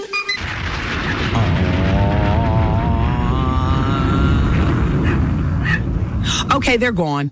The bonus hour is coming up next, everybody. New York City, 107.5 WBLS. I'm taking your phone calls at 866-GET-WENDY. I'm going to recap some of the great hot gossip for today, introduce some news stories, and we'll chop it up. Sans the music. Next.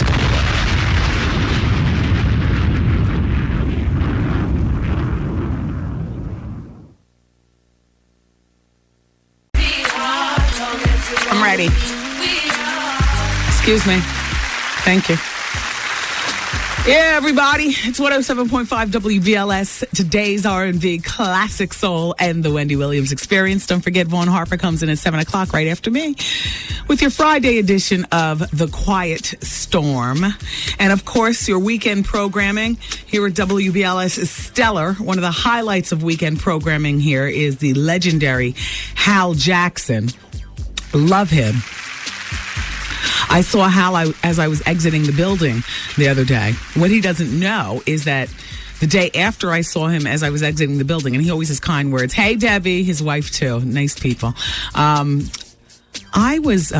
took a meeting in Hal's office. It wasn't with Hal, and I had a chance to luxuriate on his leather sofa and really take a look at the appointments in his office. Do you know he has animal print, actually giraffe to be specific, giraffe print chairs at his desk, and just a wealth of legendary memorabilia hanging on the walls. It's, it's something else, to,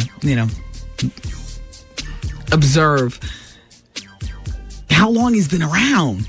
Legend. I mean, he has been around. The legendary Hal Jackson. Sundays here at WBLS. Did you guys read this in the paper the other day that at Duke University there's a lot of hard partying going on? The cops investigated some noisy complaints from coming from Duke and found a basement full of about 200 kids half naked and a rubber pool and gallons of baby oil. And inside were several females wrestling in the pool. Wow. And apparently, that is what your higher education dollars pay for. But you know what? It's all in fun. That's why, man, college is fun. College is so fun. So repeating, one of the top stories of today is that Irv Gotti, who now is in the papers all over the place for the money laundering scandal, Murder, Inc. records and whatnot. You've been reading about it and hearing about it here on the show. Well, there's a clause in his contract that if he's terminated, he would, if he's convicted of a felony, he would automatically be fired. So what they're saying is that everything Murder, Inc. would automatically dissolve because his duties as the head of the label would dissolve. And he's in a joint venture right now with Def Jam. So Def Jam would have the option to buy the remaining 50% of the Inc. at a reduced price and effectively take control of the label. Def Jam would own its artist contracts, the masters, and the catalog. But if it's founded that Murder, Inc. was built off illegal money, the initial seed money was illegal, then wouldn't the masters and catalogs and all that be seized as well? Of course. Yeah, so Def Jam would be ass out too. I mean, I guess Ja Rule and Ashanti would become Def Jam artists.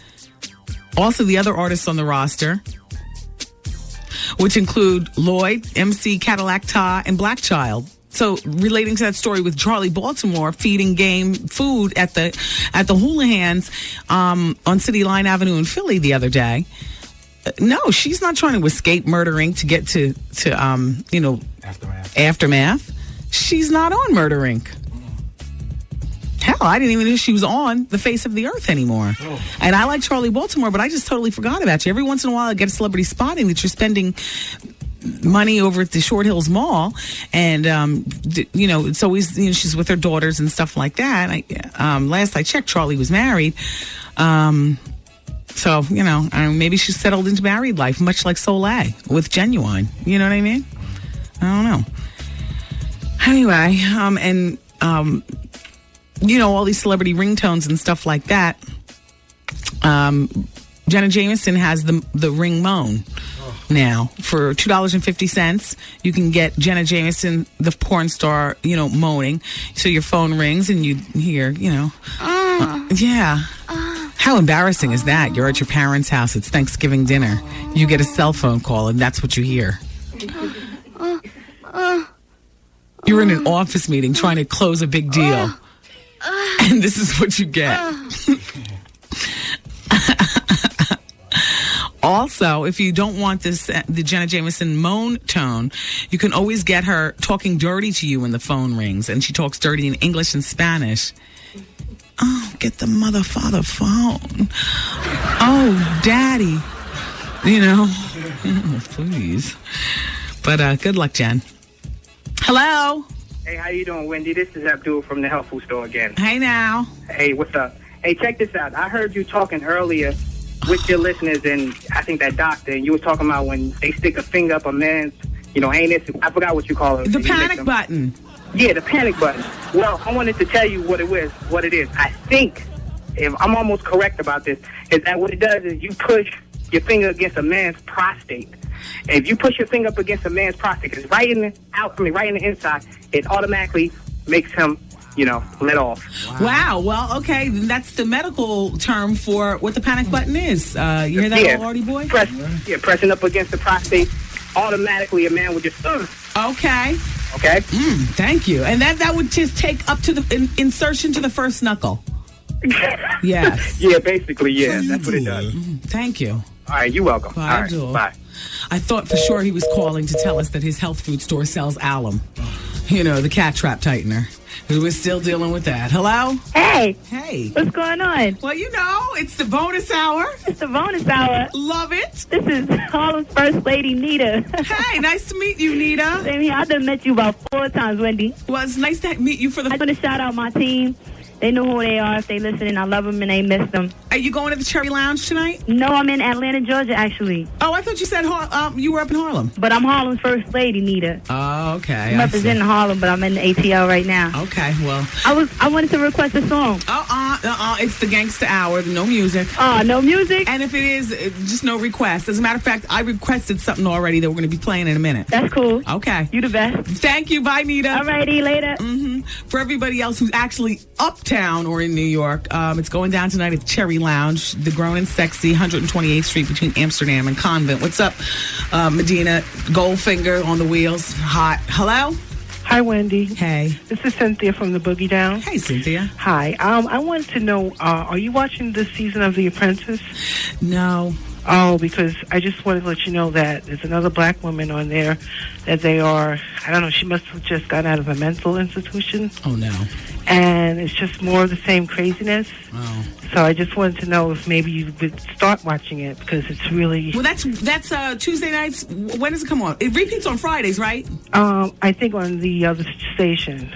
I don't know what time, but it was Thursday. I saw it last night. Yeah. And it was crazy because Carolyn was chasing her all up and down the boardwalk of Seaside Heights. Wow. Trying to speak to her, and she refused to talk to Carolyn. So it's pretty good. Wow. But it's just another kind of crazy black woman that they have on the show again. It seems to be a role that they enjoy us playing there on The Apprentice. Yes. Yeah. All right. Thank you for calling. Thanks, sweetie. Bye-bye. Shout out to Stacey J. She works with Paul Mooney in the morning. And, I don't know what happened to the subway, but she's here all the time. Yeah. Although when you're the boss, when you own an actual business, you delegate responsibility while you cake off elsewhere. She was actually watching The Apprentice last night. She was? In the kitchen. Oh, she was? Taking notes. She was? Yeah. Oh. Yeah. Hello? Hey, Wendy. Hi.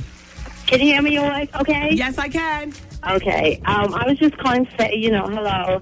And I had 2 things I wanted to say. First, I listen to you all the time, and maybe months ago you had someone for Advice Hour. It was a young girl who was pregnant by the father, and then the mother stabbed the father, and then the sister. You remember that? That wasn't an actual guest in the studio. That was a... No. That was like Advice Hour. Yeah, it was a letter that I was reading. Yes. And do you have any update? Is the I haven't gotten anything to update or refresh on that. I love getting updates though. I know that just was on my mind. Yeah. And second, you should come up with a compilation of your Wendy Williams on Fire CD. Your shows. Got 1, 2, 3, 4. Well, that's what the red carpet special is kind of a compilation of not the actual interviews like the one-on-ones with me and Brigitte, and Michael Imperioli from The Sopranos and like that. But it's a compilation of those red carpet moments. And don't forget, it comes on VH1 on February 3rd. I'm on it all the time. Yeah, at 11 o'clock. It's a Thursday night. And can I make a request? Well, No, not music. For your best of. Okay. Play Whitney Houston again. That is always so funny. It is always good, isn't it? You can play that over and over. Yeah. That is so funny. Okay, you have a great weekend, girl. I love you and your show and audience, Dave, and all your interns. I love you. You are the best. Thank you very much. Okay. Bye-bye. Hello. Hello. Hi, it's Wendy. Hi, what's your fax number? It's 866-WENDY-FAX. Okay, thank you. Thank you, bye. Hi, it's Wendy.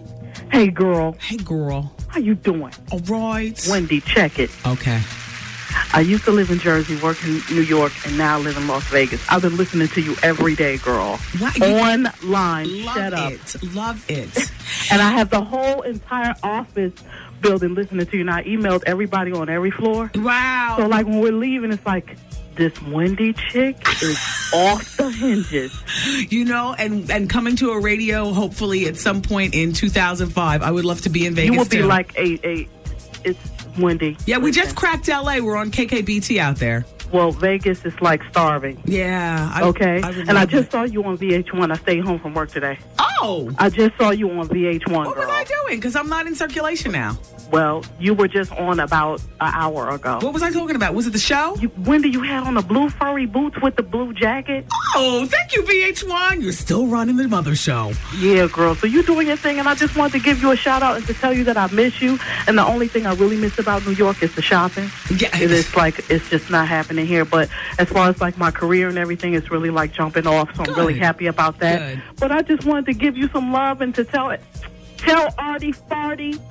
How you doing? I said, how you doing, Art? Thank you, girl. Okay. Bye-bye. You know what I forgot to mention the other day? There's a little blurb in the newspaper regarding the Jackie Robinson auction. And Alicia Silvera, if you're listening, can you just give me a call behind the scenes and I can tell everybody what that website is where they can do bidding or or how people bid. Some great things are being auctioned off to raise money for the Jackie Robinson Educational Center. And I'm a part of that auction, and Spike Lee is a part. And I know Spike, you get a chance to sit courtside with Spike for a Knicks game. You know, like some really fabulous people are a part. For me, you get a chance to sit in for an hour of the Wendy Williams experience, and the hour that I've elected to have whoever bids the highest, whoever the highest bidder is for this hour, you would come in during this particular hour, which is the bonus hour. And we will also, have food brought in from, Outback or, sushi or something like that. Have a little dinner with us and sit here and, sure, you can co-host. If you're chatty. If you're not, then we're going to keep your mic closed and you can just be a silent observer. But if you're chatty, I'll certainly have you in and we can discuss the issues of the day. You can be my co-host. Get the phone. That might be Alicia. But also, when you get here to the studio, not only will you be possibly co-hosting if you have a nice personality, but we have a nice Wendy Williams prize pack for you, including my books, a bobblehead doll, some VLS paraphernalia, T-shirts and whatnot. I mean, I know that might not seem as good as courtside tickets to sit with Spike Lee at the Knicks game, because quite frankly, that's a good prize right there. When I saw what other people were giving, I saw what mine was. I was like, an hour on the experience. But I guess maybe that'll make somebody happy. I get the bobblehead. We'll get you packaged together. You meet everybody from the show. Bring your camera. You know what I mean? And you can save the tape of you being on the radio and you can shout out to all your friends. Thank you, Alicia. She is so on point. Find out more about the Jackie Robinson auction by going to www.ebay.com/Jackie Robinson. So, check that out. The bidding starts at, I guess, a nickel. For a slot here, but maybe we can raise that up to $1 and, it goes to the highest bidder. And remember, it's for a good cause. Find out more about the Jackie Robinson Celebrity Auction at www.ebay.com/Jackie Robinson. Dear Wendy, I'm 24 and I've been with my fiance for 4 years and we have a 2-year-old. Do you have my request ready, Art? I sure do. Okay. I might want to start, and throw some bombs on it too. Okay. I'm not normally that music friendly during the bonus hour, but this particular song, I need this in my life. Okay. Okay. And okay. And dim the lights and everybody leave the room so I can be by myself. Oh, okay. Okay.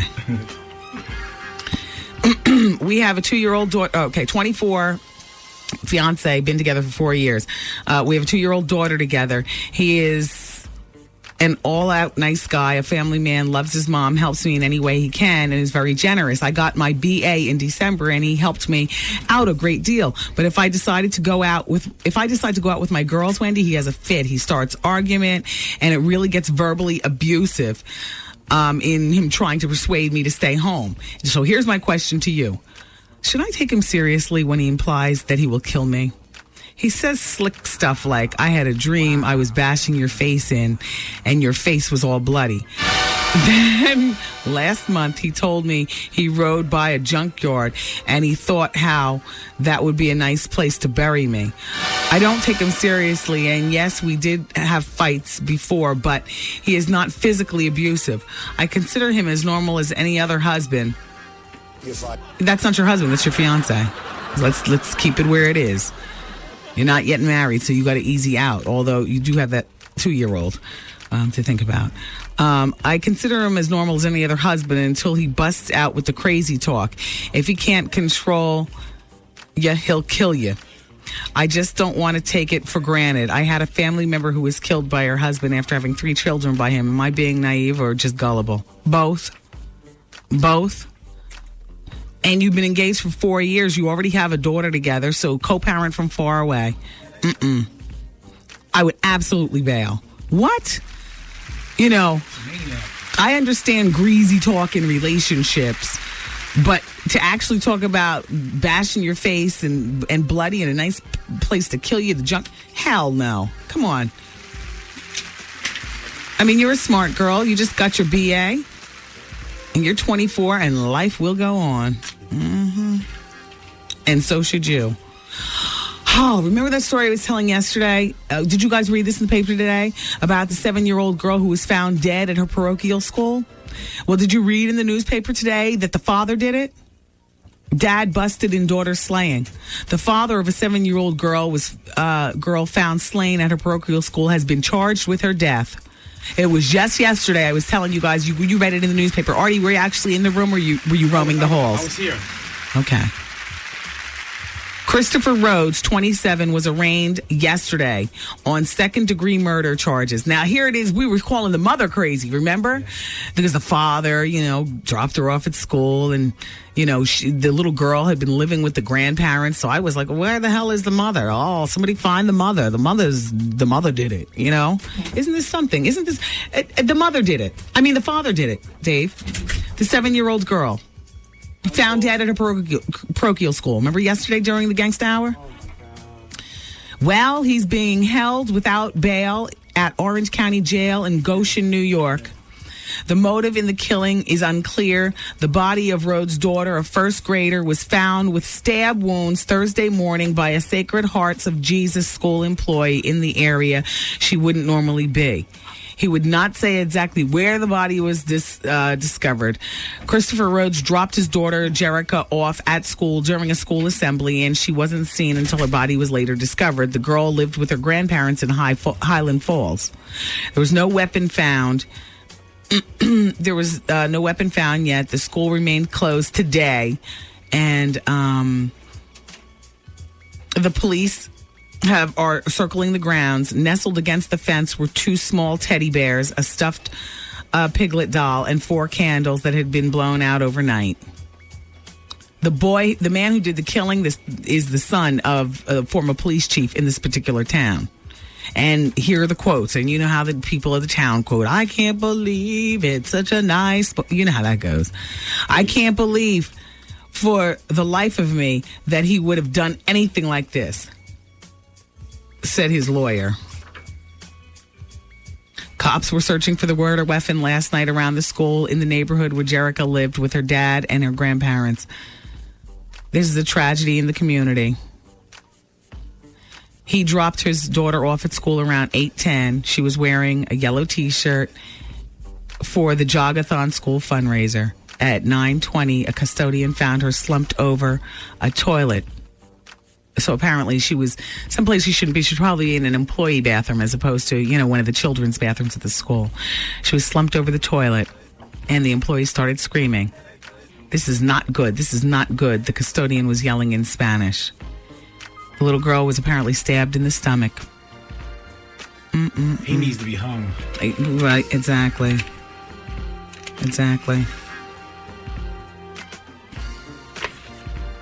He needs to be hung and just dropped in a ditch as opposed to, something celebratory with a tombstone. Everybody's looking forward to the Super Bowl because the food is always so good. You know what I mean? I love that Super Bowl food. Now is the time of the year they start talking about those little smokies that you pick up with the toothpick, and you see all the recipes for the chips and the dip. And one thing I like to do is I like to open a can of chili and oh, hell, never mind. We're always talking about food on this show. Once a fatty, always a fatty. I got fat thoughts.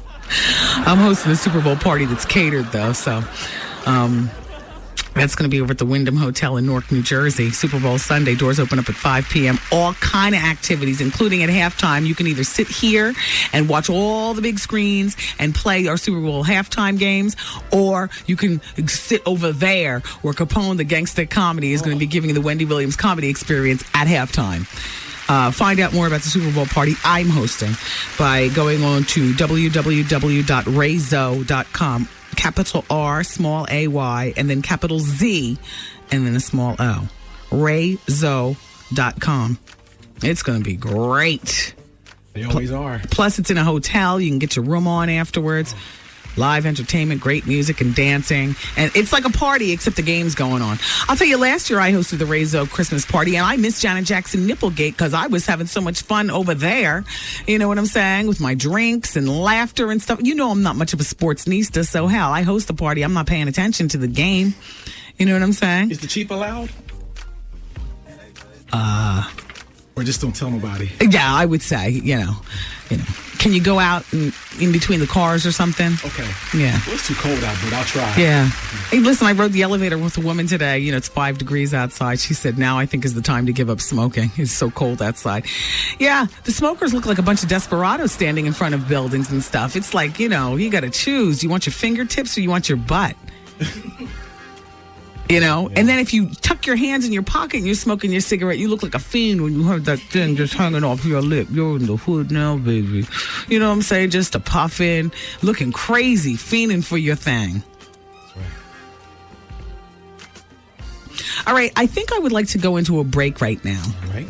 And when we come back, some of my girls were out and about getting some sound bites for you all. And I haven't heard what they've collected yet, so I'm going to preview them behind the scenes and see if they're, worthy to present to you. The girls work very hard for the show. Shout out to all the interns, and thank you so much for all you do with and for the show. But we will be taking a break. And my request... It's ready. Okay. Then put the entire studio on autopilot, because from the first note of this song, I want the lights dim and I want to be all by my lonely. Okay. Okay. All right. It's 107.5 WBLS with today's R&B classic soul and the Wendy Williams experience. Don't take it out until they say dirt all by my lonely. By my lonely. All right, you can pull it out. My dirt all by my lonely. He was always clucking to their friends when they do their dirt. You gotta take heed from Naughty by Nature and the experience. My dirt all by my lonely. That's my anthem.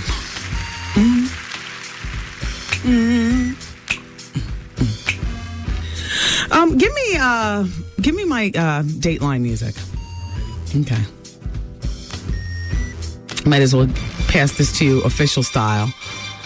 The Game's house gets shot up.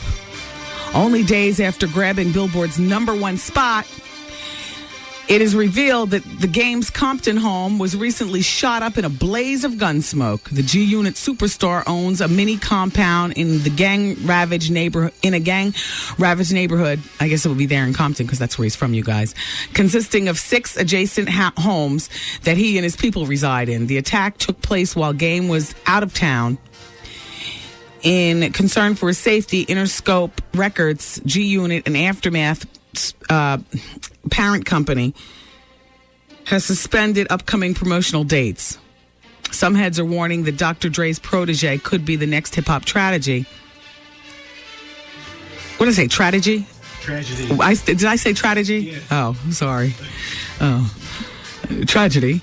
Yada, yada, yada. And they point to a song on his CD called Runnin'. Isn't that a shame?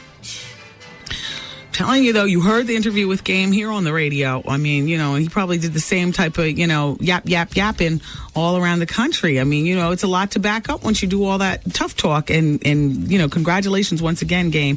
And I correct myself. I keep saying over 500,000 sold in the first week, but actually it's over 600,000 sold. 600,000 is more than 500,000. So technically speaking, I was right. But give the man credit, being that, his promotional tour has been stunted due to, too much greasy talk, though, Game. See, too much greasy talk. Yeah. I mean, it's not cool. In the meantime, some of my girls took my recorder and went to a press conference. You all apparently are, very caught up in the tsunami song situation. And, you asked me to comment, and I have commented. I'm staying out of other people's business. I got my own crap to worry about. But I can tell you that I, along with millions of other people around the world, cried when I found out. And I, along with millions of other people, donated money and some supplies. My son's school actually was collecting. So, through the American Red Cross, you write out your check, and, I dropped it off that way. And supplies. Which it wasn't until after I dropped off my supplies. I saw all the supplies going overseas, and they were just like sitting in warehouses and stuff like that. And they said the money was the best thing. So after I dropped off the supplies, I ended up, going back to write a check. And, I am down for freedom of speech, but they're just some things that go unsaid that you don't, Anyway, so the girls were up early and hit number 2. They were at the press conference today. Mm-hmm. Can you tell me why you're here today in front of We are saddened and outraged about the situation and hoping that we can do as much as possible to rectify the situation and deal with management to try to right what has happened. What do you hope the next steps are going to be? What would you like? What kind of disciplinary actions would you like to see the station take? I mean, obviously, I want her fired. I also think it's a bigger issue with management and what was condoned. Number 5. Okay. And we're going to move on, but, I'm just letting you hear. My name is Kenneth Cohen, and I'm out here with the NAACP today. Okay, why are you out here? What is your reason? It was insensitive to write the song, but executives, they could have shut her down at the beginning stages after the song was written and said, we don't think you should do this, but they let it go on the air. All right, hit number 3. Number 3. Let me ask you something. Do you think the morning show and the station was sincere with their apology? Well, I think everybody is sorry after they get busted, but they're not sorry about what they did. They're sorry about the consequences of getting busted. They had a long time to be sorry before the public started crying out about it, but they kept playing it day after day until their backs were up against the wall. So it doesn't seem like they're sorry to me. So I hope this is the beginning of a movement of moving away from that kind of radio. Number 6. Can you tell me why you're here today in front of Yeah, I'm here to protest the radio station broadcasting a mock song for the tsunami disaster. Maybe I don't have as much of a sense of humor, but even just judging by the lyrics without the contents to make fun of 3,000 people dying, it's not funny at all. Number 8. They want to make a controversy, but they want to select a target that is easier for them to deal with. They want to take a short-term loss. It's totally out of line. It's totally beyond the scope of any tolerance level, in my mind, for any reason. Did you play 4? I didn't play 1 or 2. Okay, play number 2. Are you familiar with the tsunami song? How did you feel about it? Oh, I thought it was ridiculous. You know, I think if it wasn't on such a popular radio station and if it wasn't broadcast all over New York City, I would have just dismissed it as just someone being an idiot. Right. But unfortunately, because it was broadcast... Such a big arena. Yeah, so many people heard it, you know, something had to be done. Okay. So that's that. Moving on. No, I don't want to play anymore. I mean, you know. Thank you, Nicole, for running out and getting that. And that was to my surprise. She had it when I got here at the station. I figured you guys weren't out there, so I, you know, give you a taste of what was. And to my colleague, hang in there. You know.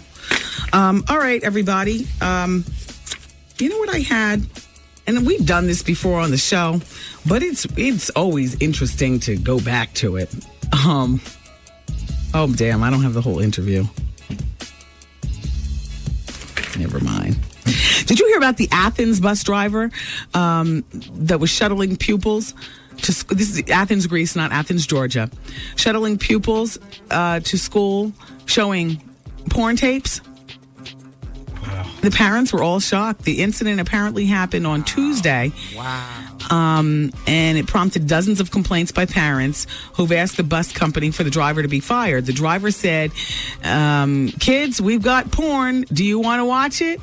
And everyone started shouting, yes, yes, yes. He put the tape in. They're watching the porn on the small screen. The children's ages are between 12 and 15. The bus company has a meeting today, as a matter of fact, in Athens to find out what's going to happen. Like, where do people get the ideas to do some of the crap? Yo, just when you think there's not a lot of money in booty, it seems like there's more money in booty than there is in drugs, and somehow it's a little safer. And not safer like the STD safe. I'm talking about, you know. It seems like all the real drug dealers, you know, don't exist anymore, you know, or they're in jail, like that. But the other day in the Daily News, there was this article about a $30 million prostitution ring bust. $30 million from prostitution. And Heidi Fleiss has nothing to do with it. The prostitution ring, it said, raked up to $30 million and put at least one teenage runaway to work as a hooker, and they were busted the other day.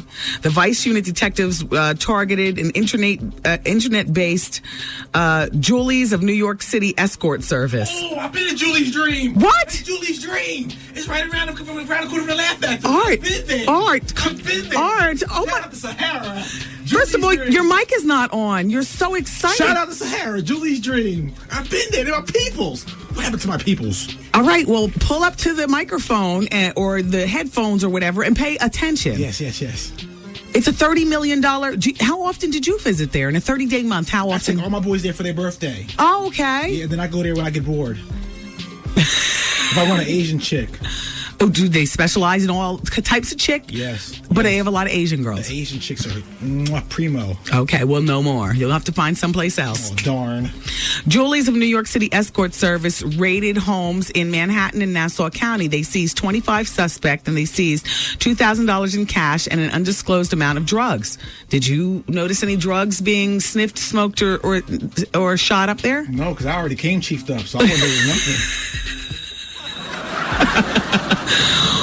Although those collared were 15 alleged prostitutes, several Johns. Do you understand what you can get caught up in? Yes.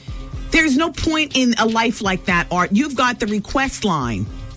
Yeah, you're right. And then you just need to fall back. The Johns were arrested too. And phone operators and security guards. Here comes Dave talking about what? Porn what?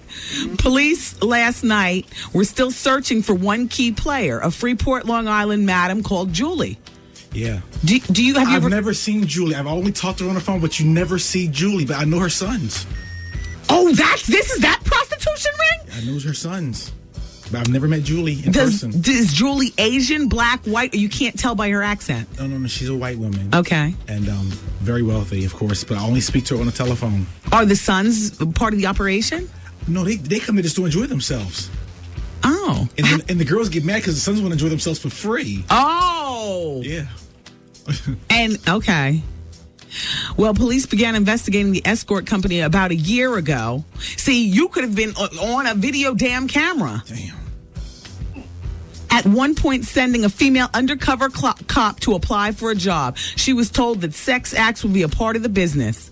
Julie's has been raking in about $3 million a year for about a decade.